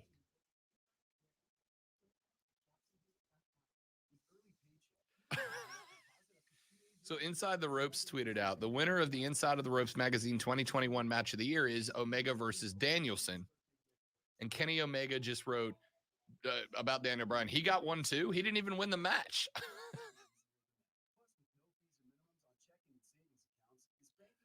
Is that another one that ended up in a tie? Neither one of them won. I thought they tied. No, I thought that was the one Omega won. Was it? I thought for some reason I thought it was a tie. That it timed out.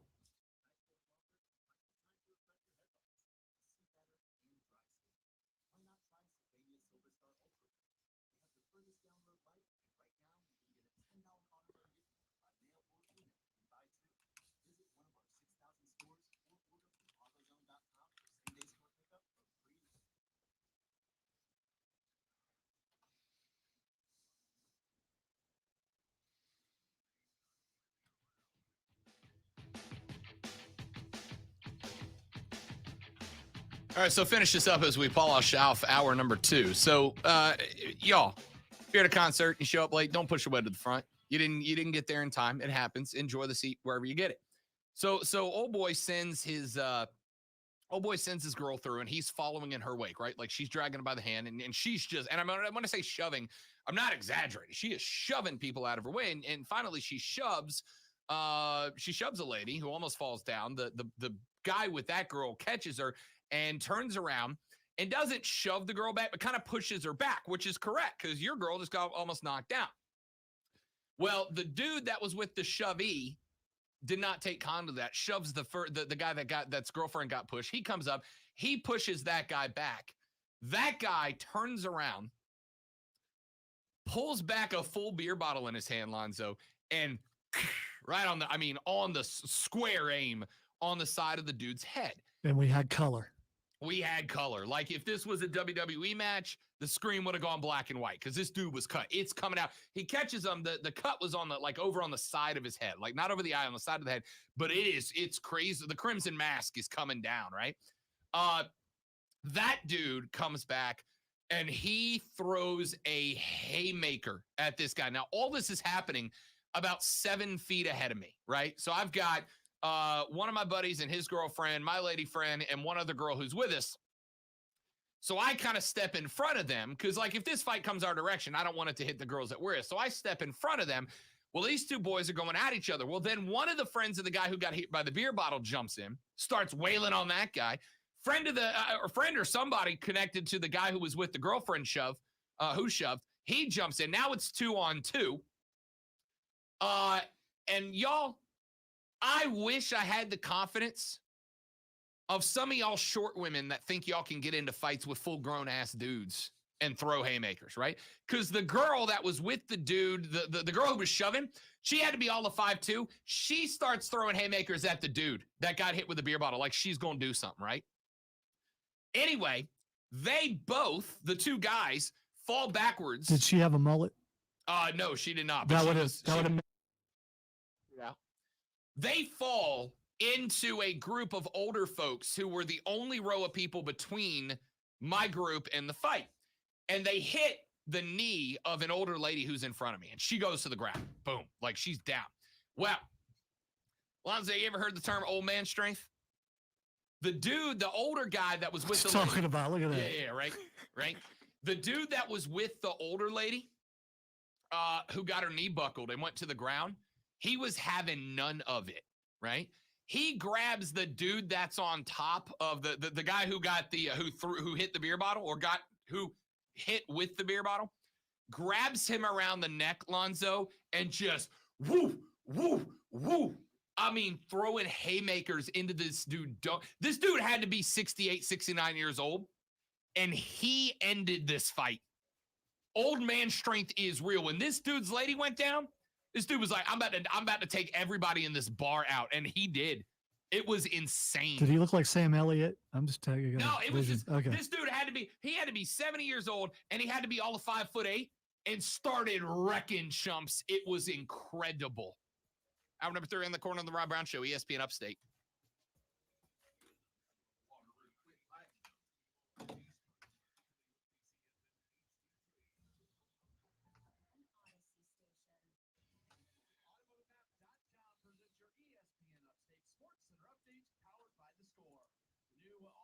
Coordinator for the Carolina Panthers is going to be Ben Mcadoo. That is according to multiple reports. Mcadoo most recently serving as a consultant for the Cowboys. He was the Jaguars quarterbacks coach in 2020 before that entire coaching staff was fired. He is, of course, best known for his time as the New York Giants head coach in 2016 and a part of 2017. Clemson basketball on Saturday. They knock off Pitt 75-48. Clemson has a quick turnaround as they are set to return to action coming up tomorrow when they will travel to match up against Duke. Download the Score app today. Lightning fast sports alerts so you never miss a thing. It's why the Score app is one of North America's most popular sports apps. With your ESPN Upstate Sports Center update, I'm Matt Paul. So no cops, no nothing. The cops showed up eventually. I was going to say this just but the stop. problem, because they were there and they were trying to get to it, but the problem was there was 25 people deep in a circle around this fight. So they're trying to shove through. And here's what really bugs me. It had taken 5 people to stop that fight, right? 5 people. Lots of cameras out. I had to see 25 cell phones immediately go up in the air, right? So I turn around and I'm holding a beer and I try to hand it to Courtney. And I'm like, hold this. I'm going to go stop this. Because the dude that got hit by the beer bottle at this point is oozing blood. And I'm like, hold this. I'm going to go stop this. That guy's in trouble, right? Like, that guy's in trouble. Because when he got hit, he was clearly disoriented. I'm like, hold this. I'm just going to pull the guy off of him. I'm going to stop this. And she's like, you can't. And I'm like, no, I can. Those are both smaller than me. All I got to do is get, like, if I can get the hooks in on the dude that's on top and roll backwards, somebody else will grab the other dude. We'll break it up, right? And she's like, you don't understand. These are the fights where somebody pulls a knife and shanks somebody. She's like, I know he's in trouble and I know you want to stop it, but I'm not about to let you get stabbed for a fight that you're not involved in. And her and the other 2 girls literally all are grabbing me at this point to stop me. Yeah, that dude he got clocked. I've never seen anybody hit anybody else in the head with a beer bottle until this weekend. I saw the effects of it. My stepdad got his teeth knocked out. Well, I've seen people get their teeth knocked. Yeah, I'm with a beer bottle. I'm guessing. With a beer bottle. Yeah, I'm guessing he deserved it. I don't know.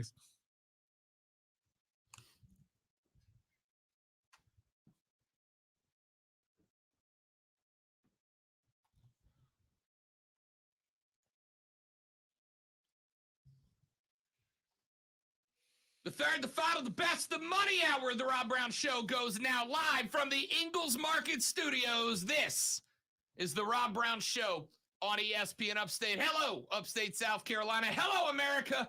Hello, world. I am Rob. He is Lonzo. Glad to be along with you on a beautiful, beautiful Upstate Monday afternoon.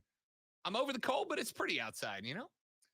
Texas says, Sam Elliott, oh my, OMG, this show kills me. I needed that laugh today. New skit, life stories once a week with stories about bar brawls, etc. I promise you, my life's not that interesting. I get one of these stories maybe a month, maybe. Well, let's hope you don't end up in a position like that again. And, you know, I like to throw in visuals in there because now I'm picturing Sam Elliott is the guy doing it for sure. Oh, man, it was a I'm your Huckleberry kind of moment, man.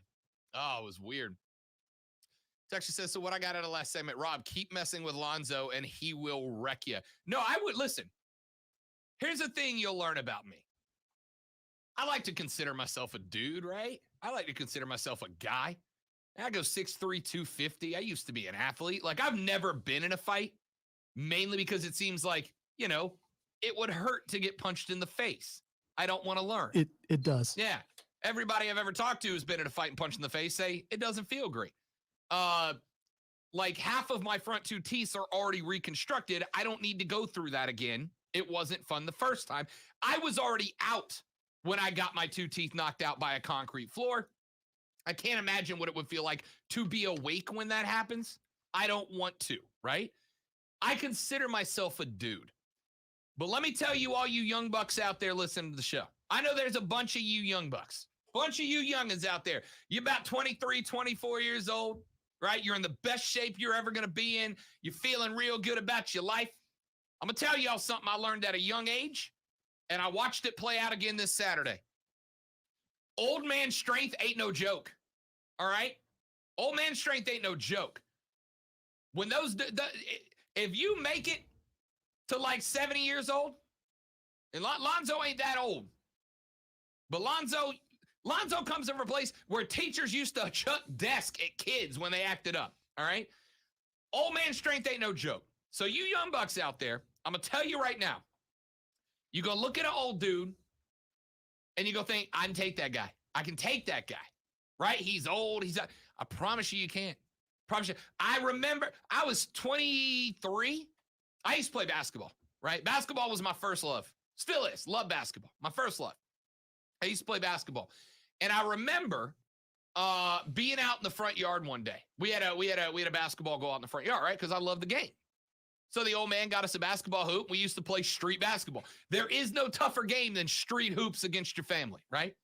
And it was me, my dad, my Uncle Mike, my Uncle Jared. And we used to play 21, but each person was individual, right? Like, so all four people are keeping track of their own score. And I was okay. Like, I wasn't a great basketball player, but I was an okay big man, right? On my high school team, take up space on the block, get the boards, get it out, clean up the garbage, get the rebounds. That was the job. And I remember being 23. I was like 6'2" when I was 23, 6'3" when I was 23. Probably checking in at 210, but I was in good shape. All my uncles, y'all are old and fat. Y'all are old and fat. You can't hang with me. You can't hang with me. And my pops, my dad, y'all, my dad was not in great shape. My dad was a big fella, right? My dad was a big boy. So we go out, we're on the front, Shalimar Point Drive. I think it was 800 Shalimar Point Drive was the address. We're out there in the front yard, playing 21, pick up 21, one-on-one. Get the ball, go up against the old man, right? The uncles clear out. They're like, oh, we know how this is going to go. I'm like, yeah. So get the ball, back the pops down, back on the paint. We're on what? Not concrete, Lonzo. You remember how the street used to be like rocky, like paved but rocky? You know what I'm talking about? Yeah, I'm from like the flat asphalt. I'm gonna say I'm from the poor side of town. I definitely know what that's Yeah, like. it was like sharp pebbles and super glue was what they made the road out of, right? So I backed the old man down, back to the block, and I'm like, I'm about to push him. I'm about to shove him. I turn to go to the rack. Pops summons the strength of a millennia of generations of male blood gone by in his family, and just shoulder checks me as I go to the rack. He knocked my out to the ground, son. And this was not like off to the street into the grass, over into the dirt. No. This was a forearm shiver from Hades, summoned by the hatred of the warrior clan of Browns gone by. Summoned the old man strength, shoved my 6'3", 215, and in good shape rear end straight onto the jagged sandpaper rocky street. Man, I'm cut, I'm bleeding, and he looks at me, standing over me, if in case the insult wasn't enough. Standing over me, Lonzo, looks down and says, "Still my house," and walks away. I'm on the ground. Man, my arm is bleeding. My leg is bleeding. My ribs are sore. I am beat. My uncles are laughing like it's the funniest damn thing they've ever seen. The old man stands, Lonzo, not stands next to me, stands over me. Oh, I get it. I'm envisioning it. Yes. Looks that like gets down, hands on thighs, and goes, "Still my house," and walks away. Doesn't help me up. Doesn't go, "Rhonda, bring the supplies out. Your boy just got shredded up." Nope. Still my house. And walks to, and then you know what he says? When he gets to the top of the 3-point line, he goes, looking at me still on the ground, ripped to shreds, looks at me and goes, "My ball." Bro, no. You just bulldozed your own child down into ribbons on the ground. I got blood up and down my arm. I got blood up and down my leg. I am wrecked. And he goes, my ball. I know that you have said that you will never have children, but someday, if you are blessed, this opportunity will happen and you will do the exact same thing without thought. And then you will understand what that felt Listen, like. I'll tell you straight up. I will, if you put your kid on a court with me, I'll let him win. Lonzo, I'll let him win until they start running smack. I don't care what age, gender, whatever you are. If I'm playing something, I'm playing to win. I'm not going to let you win. If you beat me, you beat me, but I'm not going to let you win. If your kid's 8, 9 years old, and if your kid's 8, 9 years old and they love basketball, right? I want them to keep loving basketball. And very few people get their junk swatted into row 12 and go, I love this game, right? That's failure for the majority of people that ain't Kobe or Michael. Failure makes you want to stop doing that. I had a whole conversation with a friend the other day who's like, I get it. I have this thing, and I have the same thing. I understand it. Where I get into all these new hobbies, right? I've started like 12 hobbies since I moved to South Carolina 2 years ago. And the majority of them I give up I just want to point out that the 2 that I've seen so far, including this latest one, you're pretty good at it. So I don't understand why you're quitting. So at least it looks good from a distance. Here's the problem. I get pretty good at things. For me, I'm lucky. I can pick things up pretty good. I get pretty good at things. But I don't get great at anything. I'm very average at everything that's not hosting a radio show, which of course I'm great at. I got a trophy. All right. And if I get to a point that I'm pretty good, but I can't elevate to great, I give up. I move on. That's just how it goes. I give up on stuff. So I told this friend, I said, the problem is when you pick things that there is an objective level, when people can go, you are great at this or not great, and you can never get to great, it's frustrating, which is why the hobbies that I end up keeping up with, though, are things that there's no objective line of what's good and what's not. It's completely subjective, right? Photography. I've gotten into photography. I'm okay at photography. There's no objective line about when you're good at photography because everybody's eye is drawn to different things. Woodworking. I've gotten into woodworking. But part of the reason I like woodworking is because the things that I make, there's no objective line to where they're good and where they're not. You just either like the thing or you don't. Basketball, right? It's again, depending on your position, it's subjective, right? It's subjective when you're good or not, but you know when a player's great. I want people like kids that play basketball, I want them to love the game. And sucking at the game early in your developmental phase is a good reason for them to eventually go, I can't do it, I'm out. So if I'm playing an 8 or 9-year-old kid at basketball, I'll let them feel good about it. I may still win the game, but I'll let it be, if we're playing at 21, I'll let it be like 21-19. I'll let them get some buckets down so they feel good about it. About 5 weeks ago, I went and met the girlfriend's family for a little like family Christmas get together. And it happened at a local rec center where there was a basketball gym, right? And her little cousins are out there and they're probably 7 and 9, something like that. I don't know. Forgive me to the person who's I know is listening, whose kids this are. Anyway, like 7 and 9. So the 7-year-old's got a good little handle on the ball. And we're all playing. And it's on an 8-foot goal. They lower the goals down because these kids are littler, like 8-foot goal. So the little kid goes out against one of the older cousins. And Lonzo puts a between the legs step back fadeaway J and knocks it down. And I'm like, yo, that's a sick move. So the other uncle goes, I got you, and he D's him up. Hits the same move. And not like the guy's trying to let him win. I mean, crosses him and hits the fadeaway. And I'm like, let's go. Does it to the first guy a third time. Hits the same move, works again. And I'm like, let's go. Dude, you got sick handles. And he looks at me, Zoe, and he goes, I want you next.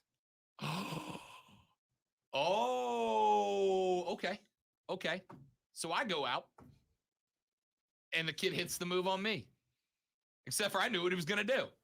So I blocked it like into the out of bounds. Kid's 8, right? Like, this is not smack talk. And the girlfriend looks at me from the sideline and she's like, dude, come on. Come on. I'm like, yeah, well, he called me out. He's getting it. She's like, you can still let him win. Absolutely not. You know why? Because I'll never hear the end of it from this 8-year-old if I let him win.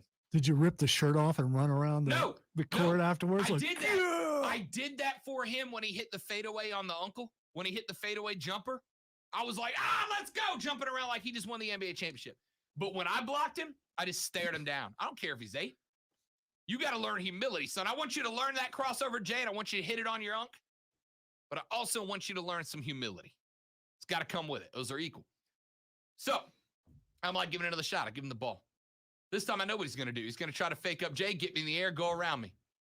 So he hits the crossover, fakes the air. I don't go for it. He drives around me. It's an 8-foot rim. I'm not saying I'm dunking, but he puts a layup, and I just pin it on the glass and bring it back down. And I look at him, and he's like blown away because he had just done this to these unks. And I'm like, lesson number 1, humility, kid, humility. And then I just put the ball down and walked out. And I'm not talking smack about beating an 8-year-old. What I'm saying is I want your 8-year-old to love basketball. I want him to love the game because I want basketball to grow. I want it to go back to being great basketball. I love basketball, and I want him to love basketball too. So when he hits the step back Jay in his unc's face, I'm going to get hyped, and I jump around, and hey, let's go. Like, I want this kid to feel like he just had a moment. But when you look me in the eyes and you go, I want you next, okay, son, okay. But here's the best part. I've been told since then, he has been working on a double pump because he knows that's what'll get me next time. So he's working on it. Well, they shouldn't have told you that that's what he's working on. But so your dad's lesson worked in a sense. Oh yeah. Oh yeah, you're gonna learn humility. You're gonna learn humility. So when you got up and scraped yourself off, you stayed in the game, yeah, you right? got it finished. Okay. You know what I didn't do? I didn't drive the lane on my dad anymore because my dad was a killer. And my unc's a killer. My unc's the dude, my Uncle Mike, who taught me the love of basketball, right? He's where I got my love of basketball from. When my Uncle Mike used to, you'd fade up for a jumper on him, and you know what he'd do, Lonzo? The classic old man uncle move? Cup check? Yup. He'd give you that little flick, make sure you got your cup on straight. And you learn very quickly, you don't pull up on Uncle Mike. You don't pull up. You better get Uncle Mike on his heels and fade away. You don't shoot a straight jumper over Uncle Mike. And I learned that lesson. And that lesson served me well in high school because I never tried to go straight up against the tall boy. I learned how to one step and fade back. Taught me a lesson. It hurt a lot to learn it, but they taught me a lesson. And now my dude in the girlfriend's family, he knows a lesson, which is don't go straight up on a dude who's got 1.5 feet on you, man. Get you another move in the back pocket. Hit him with a spin. Hit him with a fade. Hit him with a double pump and a cross. Whatever you got to do. He knows that now. But the other thing he knows is be a little bit more humble when you got the rock, man. You ain't Kobe. You ain't Mike. And until you are Kobe or Mike, you can't bring that confidence out there because dudes will use it against you. And he learned that lesson. All right, a couple of texters. Texter says, sounds like Uncle Mike wanted to take you. All right, come on. Come on. You didn't have an uncle in your family who wanted to teach you some lessons? Come on. My Uncle Mike's the best. Texter said, I would have slung his junk to the woods. Yeah, if there was woods, he'd have been looking through the trees. Instead, he had to go pull his ball out the bleachers where I put it. Don't try the same move 3 times in a row, kid. It will not work.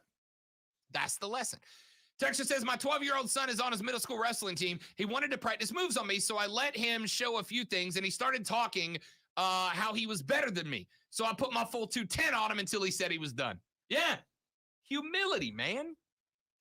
Kids got to learn humility. I'm telling you. You put him in a cross-face cradle or something like that. Something that's a small package type deal where he can't get out and prove. Yeah.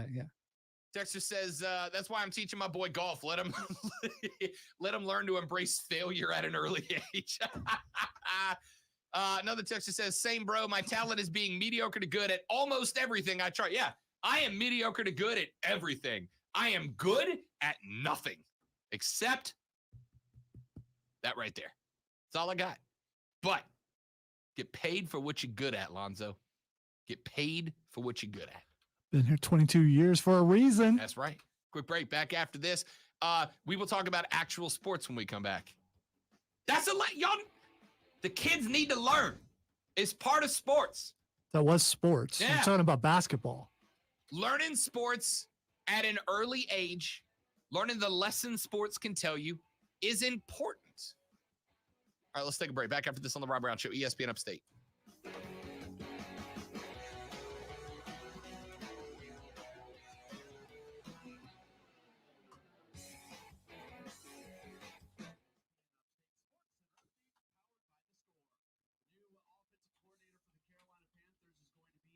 Mcadoo, that is according to multiple reports.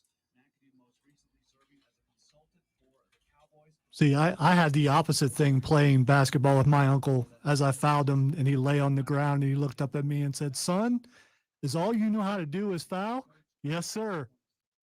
"Well, you do it pretty well. Thank you, sir." And I was afraid for my life because I didn't do it on purpose. I couldn't help it.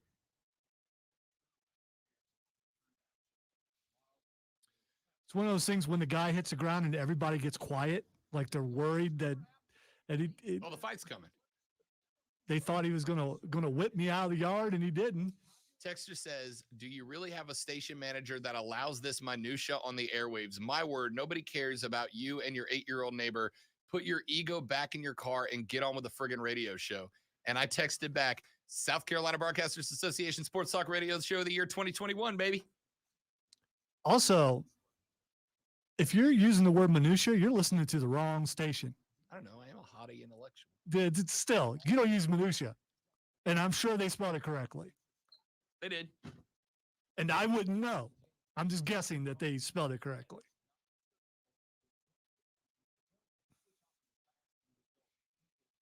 I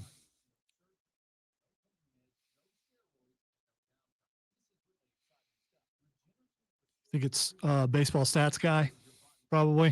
Say that again? Probably baseball stats guy again. I'm sure it is. Or it's our friend, the voicemail guy.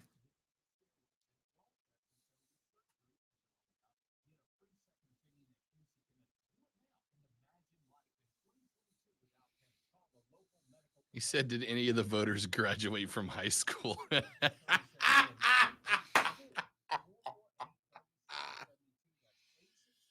Oh, that's funny.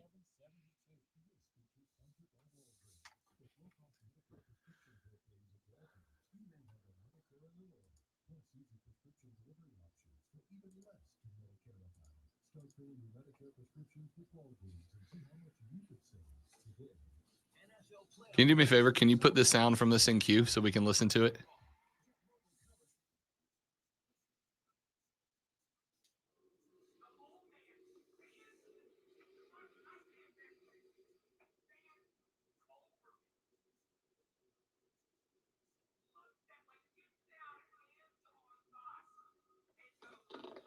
Why does he yell?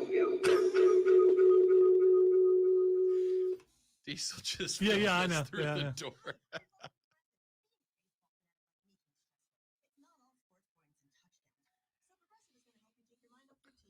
Funny, but it isn't like he didn't work with you for a year, so I think he knows.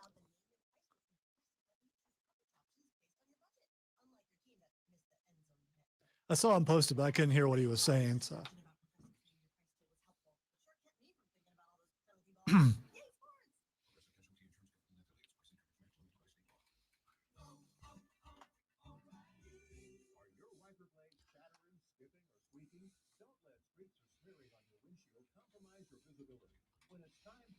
Diesel wants to hear real yelling. He should get to go with Mark on location once, just once. Actually, well, yeah. Preferably in a grocery store where he scares everybody in all aisles half to death. And every time I went, I knew it was coming. He still got me. It was pretty funny, though. Till some old lady breaks the apple juice or something. You know.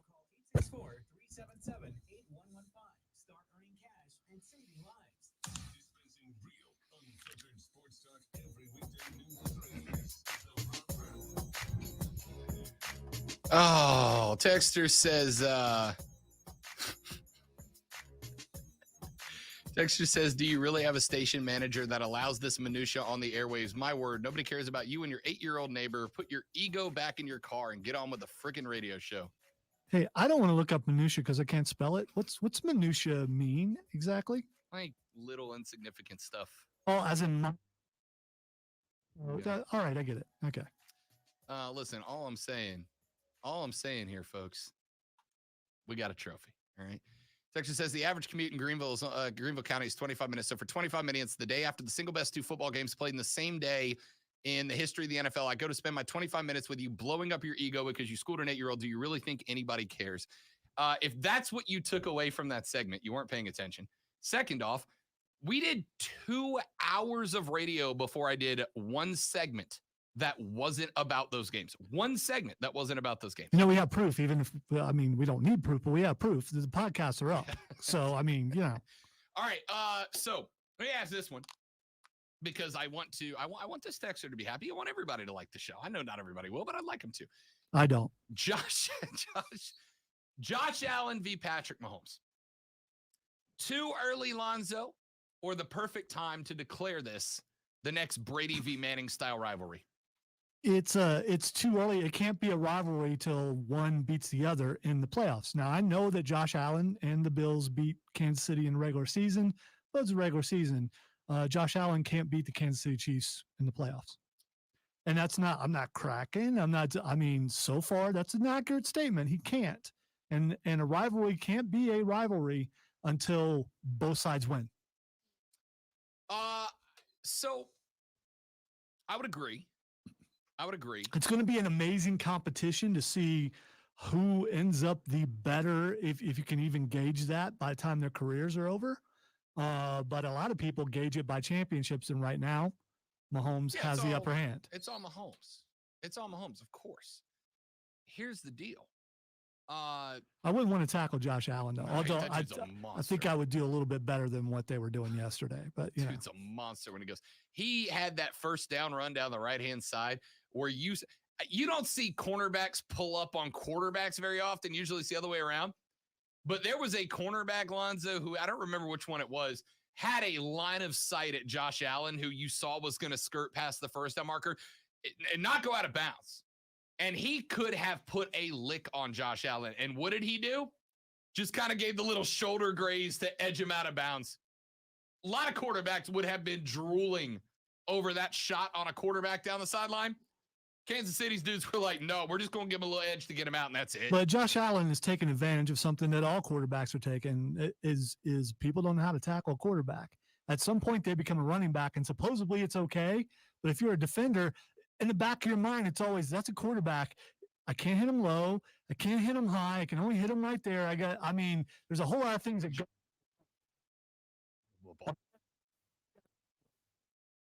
We've only seen Josh Allen legit slide and give himself up a couple of times. That dude will take some contact to a detriment, I think, sometimes, right? We're going to see Josh Allen miss some games with a concussion down the line. I'm calling that shot now. He hasn't went full on Cam Newton yet. And hopefully you don't want to do that. Oh, yeah. He absolutely is going to go down at some point, but yesterday was not that day. Look, we saw 2 of the best young quarterbacks in the game give it to each other for a minute yesterday. And neither one of them crumpled under pressure. That was the last 2 minutes of that game were some of the highest pressure football that I can remember. We've seen some great games. The last 2 minutes of that game, trading scores and doing math, by the way, because, it's field goal versus touchdown versus 2-point conversion to have that much. If Josh Allen doesn't figure out a way to convert that 2-point conversion late in the game, the one that put him up by 3, that's game over. So instead of doing what a lot of quarterbacks would do, right? He rolls right, ends up going left, comes back to the right after he realizes that that lane is blocked out, gets it up high enough for Diggs to go up and come down with the critical 2. That is as clutch of a play out of Josh Allen as anything any other quarterback did all day long, all weekend long in those 4 games. And it was like breezed over, right? Everybody's like, oh, what a great catch from Diggs. And it was a great catch from Diggs. Dude had to sky to get that ball. Incredible catch from Stephon Diggs. But Josh Allen had a window about 3 inches to put that ball in to get it over the DBs, but not so high that it sailed on Stephon Diggs. He did it in the face of 2 defenders after changing directions 3 different times on a play that had no business being successful because the entire Kansas City defensive backfield was in that half of the end zone. There was a window about the size of a football to make that throw, to have it count for 2, and at least make it to where a field goal causes overtime and not an outright L. And Josh Allen made the throw of the game with that. And it's like the one throw we're not even talking about. That dude was clutch. And these 2 guys, I got a sneaky suspicion, though, are going to be seeing each other in the playoffs a lot. You know, I don't know if there's a video of this yet, but there should be, of every time they showed either one of them on the sidelines, they both, or on the bench, they both had the same look on their face. I would love to see touchdown followed by, because every time sitting on the bench, they both had this look like, if I get back in, I'm going right back down there. And you looked at it and you knew that that's absolutely what they were going to do. It was so cool to watch. It was a fun duel, and Kansas City got the better of it yesterday. Who knows what happens in the future? They're going to see each other a lot in the playoffs, right? Because Buffalo's got their piece now, right? They got their piece. I think if you look at all the teams that played yesterday, right? You look at all the teams that played yesterday, and the common thread was you don't have to like this. Any of the teams that played yesterday, you would say maybe Tennessee because they had a great running back, but I think you're underscoring Tannehill. Between Joey B, Ryan Tannehill, Jimmy Garoppolo, Aaron Rodgers, Matt Stafford, Tom Brady, Josh Allen, and Patrick Mahomes. There's going to be some folks who put a question mark about putting Ryan Tannehill in that group, but that's a really good batch of quarterbacks, man. It's not bad. That's a really good batch of quarterbacks. The NFL's a quarterback league at this point, right? Because at this point, whatever guy wins the Super Bowl, we're going to look back and go, that was an all-time season. Maybe you could argue Jimmy Garoppolo was carried by his team a little bit, but he just beat Aaron Rodgers, right? He just beat Aaron Rodgers. And he went on the road last week and beat Dak Prescott. That's a heck of a run. It's quarterback league. And it is much easier to grow your success when you got somebody under center that you can build around. Look at Carolina. Defensively, Carolina could be a playoff team. Their offensive line was garbage this year. I'm not arguing with that. But if you'd have put any of these quarterbacks, Matt Stafford, right? Josh Allen, Patrick Mahomes, Carolina would have had 3, 4, 5 more wins. Maybe pushed for a wild card, maybe. But having a quarterback doesn't guarantee you success. And we can look at the Detroit Lions. You still got to build around the guy. Let's look at Detroit. Up until this year, Detroit had Matt Stafford back there. Los Angeles had Jared Goff. And for the last couple of years, everybody pointed at Jared Goff and went, look, he's the guy. LA's winning because of Jared Goff. We have a direct experiment. Detroit and LA swapped quarterbacks. That's it, right? Texas said a minute ago, swap Mahomes and Josh Allen's teams. What will be the results? And we'll talk about that in a minute. But we don't have to ask the hypothetical. We have an exact situation. Detroit and LA switch quarterbacks. Detroit was bad this year at football. Los Angeles is 60 away from a Super Bowl trip. Matt Stafford was bad in Detroit. He's good in Los Angeles. Jared Goff was good in Los Angeles. He's bad in Detroit. Having a quarterback is an integral part of success in the National Football League, but you have to have a franchise that makes good decisions around the quarterback. And it's not as simple as just plug a guy in. Look at what Tampa Bay did when they brought in Brady, right? They bring in Tom Brady. Having Tom Brady doesn't immediately guarantee success. But Tampa Bay did what New England did. And so we know the strengths, and we're going to build around that. So they went and got AB. And up until AB snapped against the Jets, Antonio Brown worked out really well because he played to Tom Brady's strengths. And Tampa Bay already had a good receiver core with Godwin and Evans down there, but they added Gronk and they added Leonard Fournette, who was a huge part of the Leonard Fournette's touchdown, right? We're all looking at this. It's 4th and 6 inches against LA this weekend. 4th and 6. And everybody, including Al Michaels and Chris Collinsworth, are going, look for the quarterback sneak here. Look for Brady to get a fresh set of downs. So what they do? Fournette bounces it to the right side, touchdown. Who needs the first down? We'll get the better down, the touchdown. That was a really good play. It was a great play. It was. And it was brilliant from Bruce Arians. Brilliant. LA stacked the box to prevent, because again, they stopped Brady here. It's turnover and downs, LA wins. So he said, 4th and 6 inches, not yards, 4th and 6 inches. They're going to blow up the middle, so let's go to, not the middle. And it worked. Leonard Fournette was a huge addition. Detroit had Matt Stafford. The entire time they had a quarterback who was capable of the playoffs. But Detroit didn't do anything with him. They didn't build around him. LA came into this year and went, how do we build around Matt Stafford? We'll go get OBJ. We'll add him to the mix. We got running backs go down. We'll go get Cam Akers. We'll put him into the mix. They built around, and now Matt Stafford is 60 from going to his first Super Bowl. Jimmy Garoppolo in San Francisco, same thing. And to segue just a little bit, this is my frustration with Carolina right now. Defensively, and to some degree offensively, especially when you look at the wide receiver core, Carolina's got great weapons, and they just keep making bad decisions around them. Los Angeles, good decisions around Matt Stafford. And all of a sudden, Matt can't win a playoff game. Stafford is a rivalry game away from the Super Bowl. Jared Goff, who's been to the Super Bowl, goes to Detroit, a team that refuses how to learn to build around their quarterback. And what's he doing? 3 wins, sitting at home. You do have to be able to build around your guy. Kansas City has done an incredible job building around Patrick Mahomes. It's not just about getting good players.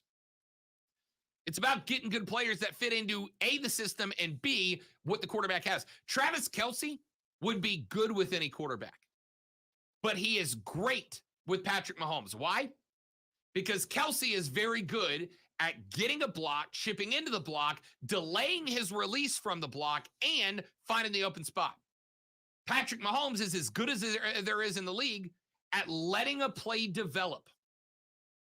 Letting a play develop, getting outside, and having a released route get open. That's what Travis Kelce does. Tyreek Hill, same thing. Tyreek Hill is great at absorbing coverage, finding the spot, utilizing his speed to get to the outside. Mahomes is waiting for him. That's how they scored that touchdown late in the game yesterday. It is not just about putting good guys on the field. It's about putting guys in the field that work inside of what your quarterback can do. LA did it. Kansas City's done it. Tampa Bay's done it. Hell, Tennessee did it to some extent. And all these teams played in the divisional round yesterday. This is what I've been mad about with Carolina. Not the lack of guys, but the lack of guys who can work well together. They have not done that. 844-477-3776. Text us at 71307. When we come back, right here on the Talk About How Great Rob Brown Is show, we'll get a little more NFL tape before we hit Twitter trending topics to call it a day on the Rob Brown Show and ESPN Upstate.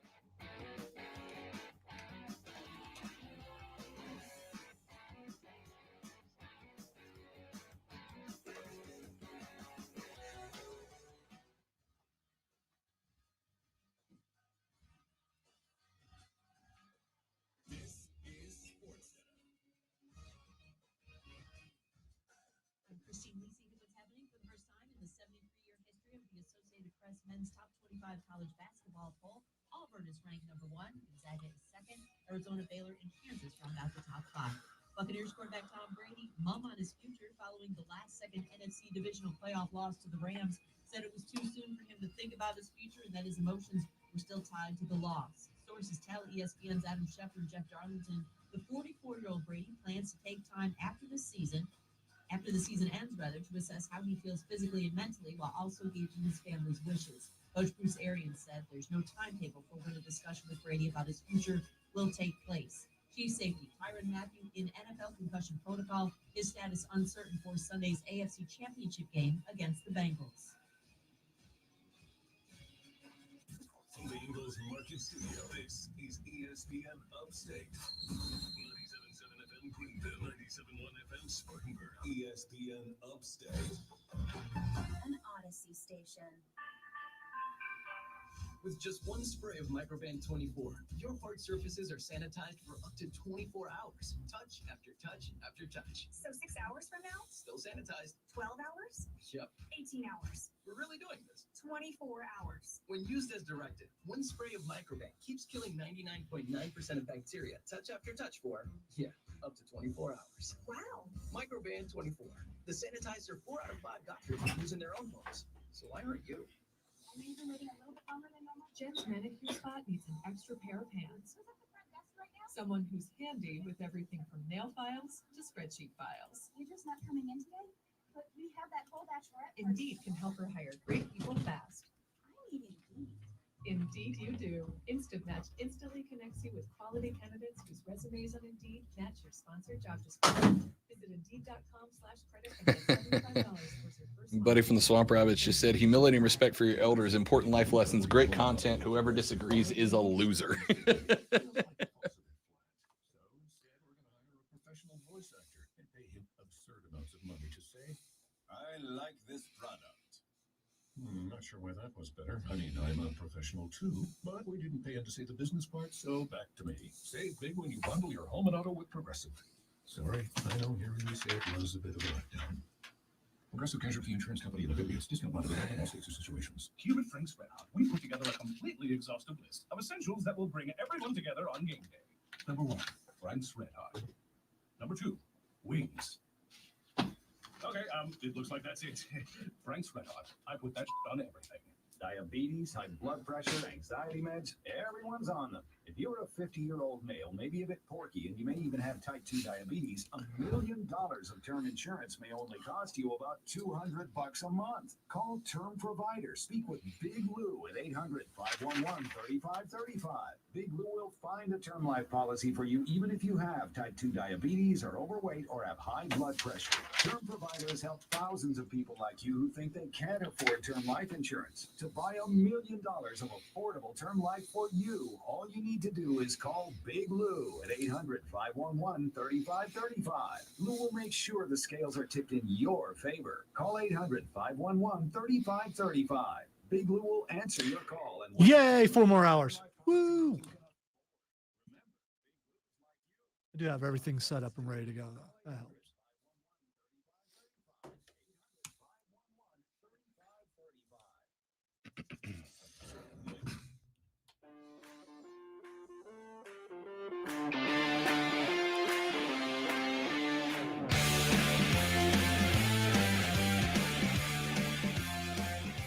So earlier I told you I thought that the conspiracy theory that the Panthers are going to go quarterback in the draft is less of a conspiracy theory and more of an actual theory. And I just had a texter on the Preferred Home Services text line ask me why. And I told you a couple things. Number one, Ben Mcadoo has a pretty good history of evaluating quarterbacks coming out of college. He wanted Mahomes. He wanted Lamar Jackson. He's wanted Josh Allen. I mean, all guys that have been relatively successful. This is a reason that you would want him in the war room if you go quarterback. But the biggest reason I go in this direction, if you're Matt Rule and you were going to try to save your job this year, right? You're going to try to save your job because that's what this year is for Matt Rule. If he doesn't take the Michigan job, if Jim Harbaugh was to go back to the NFL and coach the Raiders, if you're going to try to save your job and if you're Matt Rule, you running it back with Sam Darnold? No. You may still think that there's a chance that Sam Darnold develops further into a good quarterback, right? You may still be optimistic, but you're not going to bet your job on it. I doubt. Now, I don't know, although I don't think either of the two quarterbacks we've talked about, Kenny Pickett out of Pitt, Malik Willis out of Liberty, I don't know that I would bet a paycheck that either one of those guys is going to be a dude at the NFL level. But we've seen plenty of quarterbacks drafted mid-first round that have gone on to be really good, some of them in their rookie year. I don't think either one of these guys is Joe Burrow. All right, let's not get crazy. But I think if I had to pick one to save my job, and you asked me to pick one of those three guys to save my job, and my options were Malik Willis, Kenny Pickett, or Sam Darnold again, Lonzo, I'm rolling the dice on one of the two freshmen, right? I'm not taking Sam Darnold. Now, we can start going through the analytics to figure out if Pickett or Willis is the guy. You know, do we knock Malik's accuracy at Liberty when he was playing with far less talent than Kenny Pickett was at Pitt? Do we take out of consideration that Kenny Pickett dropped a couple of really high-pressure games in his last season at Pitt? Sure. We can go through the analytics. But if you ask me to take Willis or Pickett or run it back with Darnold or P.J. Walker, right? And I got Ben Mcadoo in the room with me, a guy who we can make fun of his coaching career at New York all we want, but historically has been pretty good about evaluating the quarterbacks coming out of the draft and just been overruled on some game-changing picks there. I'd be happy to have McAdoo in the room and tell me Malik or Kenny, which one of those guys gives me the better chance to win this year, because if I'm trying to save my job, I'm taking one of those two over Sam Darnold. First of all, you keep doing sign at the devil at me, and it's kind of bothering me. Just means rock and roll, baby. Okay. And the other thing is, if I'm Matt Rule and I'm the one to convince them to bring in Sam Darnold, I'm sticking with Sam Darnold, because if you're going a different direction, you're pointing out, hey, I don't know what I'm doing. So you convince them, hey, here's what we need. We need to go after that big time lineman here. We don't need one of these quarterbacks. Sam Darnold, his problem is he didn't have anyone to protect him. And then it doesn't look like he made a mistake by convincing them to bring in Darnold. I mean, yeah, if you feel here's your two options. You got two options here. You can put your stock into coaching Sam Darnold to be better, to go get wins. The end of the day, the only thing that matters next year is wins, right? That's it. Because let's say you bring in Malik Willis, and let's say Malik Willis, Lamar Jackson's the league next year. You've been good for 7 wins. 7 wins is a big jump to where you want to be. It's not ideal. It's not great. May not get you into the playoffs. But if Malik Lamar's the league, Fitterer and Tepper are going to go, you missed on Darnold, but you hit on Malik Willis, and we got him locked up for 5 years on a rookie contract, right? If you go, hey, I'm going to prove to y'all I was right about Sam Darnold, and you're not right about Sam Darnold, you're screwed. And I got a lot of evidence that shows, and again, I don't put everything that went wrong for the Panthers this year at the feet of Sam Darnold. Again, I don't think many quarterbacks would have been successful behind that offensive line. And it may be that next year, whether it's Malik or Kenny Pickett or Sam Darnold, that the offensive line is so bad again that the quarterback can't get it right. That's a very much a possibility, right? I think I rolled the dice. I think I rolled the dice on an unknown variable here, which is how good can Kenny Pickett or Malik Willis be in their first year? I rolled it, or Matt Corral if you got to go deeper down the board. I would roll with a freshman over running it back with Sam Darnold, because I've seen what Sam Darnold does with the situation in place.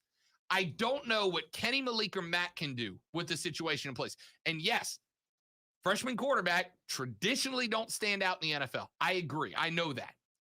But if I'm Matt Rule and I got 1 year to save my job, I'm going to roll with the unknown. Yeah, but Matt Rule is known as the third-year guy. He turns things around in year number 3. You don't turn things around by bringing an unknown commodity in. You know what you have with Sam Darnold. You bring in a good offensive line, and you will improve. If Sam Darnold's in front of a decent offensive line, don't you think he plays better? I think anybody would. And I'm not disagreeing with that. And my strategy would absolutely be, I'm going offensive line, and I'm going with the best offensive lineman that I can find with the 6. Because you bring in a new quarterback, your line still sucks. You're going to have the same results, more than likely. I agree. I would go offensive line off the get, and I would stay this entire draft. I wouldn't pick anybody who's not an offensive lineman. I'll fill the other holes in free agency to the best of my ability, but I'm going offensive line, and I'm going to find my 5. I agree with that. but it does not mean that Sam Darnold is going to get better. And again, if I asked you to roll the dice with your job that Sam Darnold's going to get better with a better offensive line ahead of him, are you doing it? Because I don't know if I am. The other option is to draft someone in who you don't know how they're going to handle the NFL. Yeah, I'm going with Darnold. Fair enough. Fair enough. 844-GSP-ESPN. Text us on the preferred home services text line at 71307. Start your text with ESPN. Twitter, trending topics to wrap this bad boy up when we come back on the Rob Brown Show and ESPN Upstate.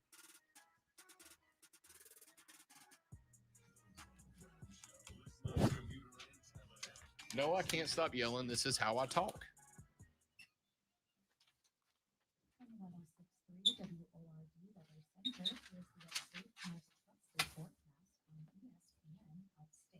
Sunny skies this afternoon as temperatures warm to the mid-50s with a light southwest wind. Cloud cover for tonight as we drop to Nobody ever wipes his equipment down. Even though we were all emailed mandates to do it. But like, fuck me, I I guess. admire your optimism. We're on the stream.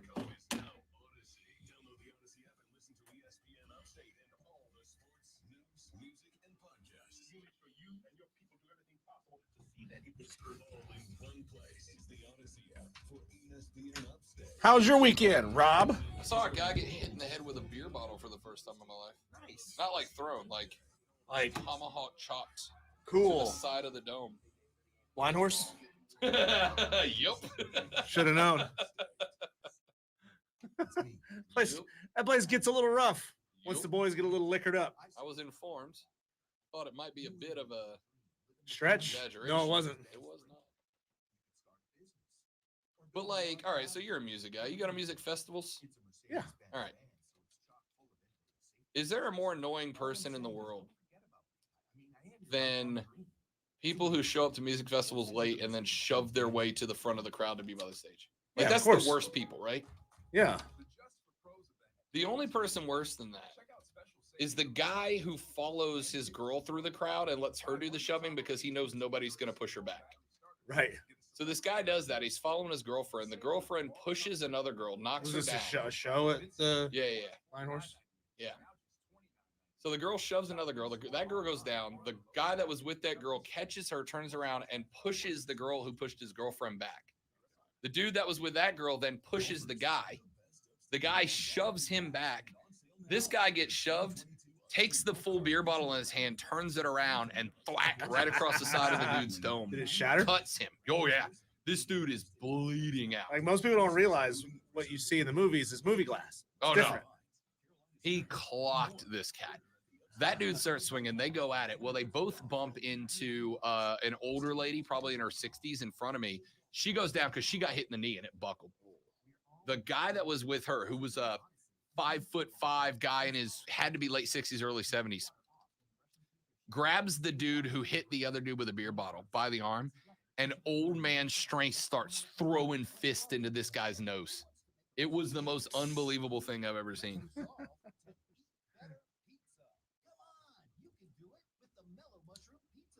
So I went to the Wofford Furman game the other night.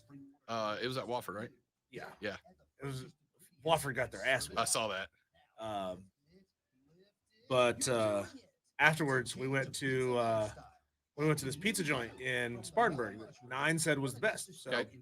on our way out, I was just like, Nine from the Rise Guys recommended this place. She's like, oh my God, really? Oh my God, we're famous. As I'm sitting there wearing my shirt that says Diesel across it, didn't notice. Didn't notice.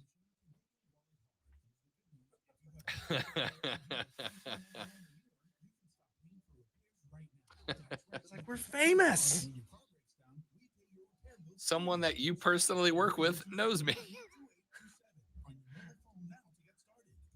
Now, when we were doing that,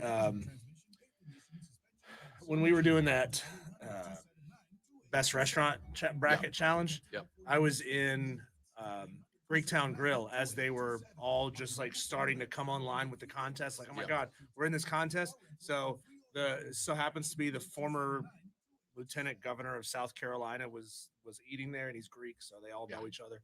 And they're like shooting these videos, putting them up on social media. They got no clue that I'm sitting there. It's kind of fun, actually. You know, it's kind of like being behind enemy lines, or, spying. They don't know you're there.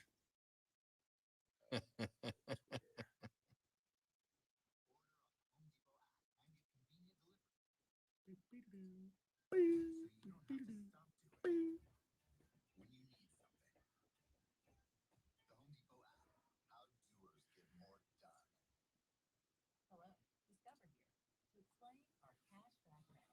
Here's how it works. We give you cashback for using your Discover card on the things you were going to buy anyway. Then we match that cashback in your first year. And that's why we call it cashback match. Now to recap and say cashback one more time. We match all the cashback you earn at the end of your first year automatically. Learn more at discover.com/match. Limitations apply. This report is sponsored by Freedom Plasma. Did you know blood plasma collected by Freedom Plasma is used for several life-saving therapies? And did you know you could earn hundreds of dollars safely donating yours? Go to freedomplasma.com or call 864-377-8115. Start earning cash and saving lives. Here's what's happening on the intranets. I'm Diesel, by the way. Let's see what Rob Brown knows about it. Topic number 1 is Bad Bunny. Bad Bunny, of course, to stick with Diesel's favorite theme, the star of last year's WrestleMania, actually had a match and won. You didn't, I was like, if he queued up this music, I'm gonna hand him some kind of award. I honestly thought you were gonna have the whole music queued up. No idea why he's trending. Birthday, Rona. It's always either birthday, dead, or coronavirus. Those are the 3 reasons you trend nowadays. Bad Bunny is hitting the road. It says before playing a single show for his upcoming sold-out El Ultimo Tour del Mundo Arena Tour. That's a mouthful. I just want a segment of Diesel read Spanish. Singer Bad Bunny has announced another stadium tour for 2022. Hey. So you got more chances to go see B Squared. Wait, so he's doing 2 different tours at the same time? So is no? it just, well, one's already sold out, so he's announcing a second tour. But that's not a second tour. That's just more dates for a tour, right? Pretty much. Yeah. Numbers. Next up, hashtag National Compliment Day. Aw. Let's see. Diesel, your beard is the best beard in the building. Oh, thank you. You're welcome, buddy. Thank you. Rob, your headphones don't look gross today. That's not a what? Diesel filmed the last segment from outside of the door.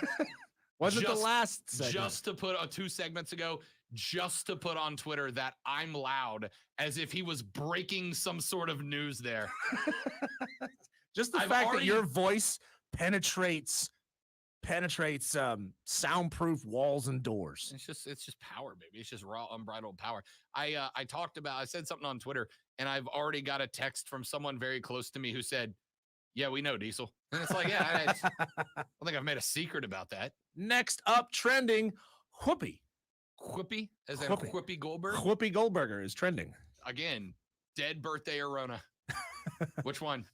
She's getting heat for criticizing comments by Bill Maher about COVID-19. This just sounds like a swirl of I don't want to get involved. No. All right, next up. Thank you. Let's keep it positive. Sarah Palin is trending. That one is the Rona. I know that one for a fact.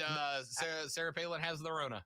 Oh, that's the second thing she's trending for today. Then she's also trending for her defamation lawsuit against the New York Times, pending that situation that happened in Arizona a couple of years ago, where she wrote an article that had crosshairs strategically placed on certain elements of the article, and then people came and like shot up an event that a sitting congresswoman was at.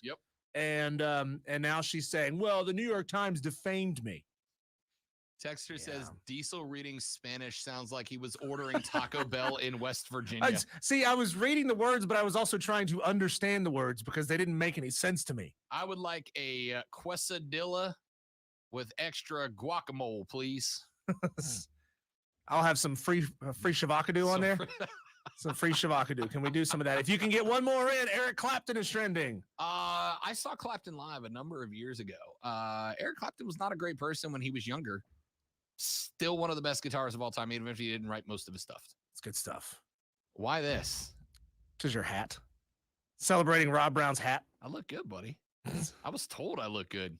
By who? People whose By your opinions- girlfriend? By people whose opinions I care about Wow. more than yours. See, last week Diesel got mad because I told him I'm he your looked friend. like- I'm going to tell you the truth to your he face. started Rob. dressing like a preppy, and he got mad at me for talking about it. But now he's going to come at my cowboy hat. Unbelievable. Yep. When you look good, you look good. See you tomorrow on the Rob Brown Show. Later, brother. I half expected you to say later, partner. Partner. I should have. Adios, stream. Thanks for hanging out.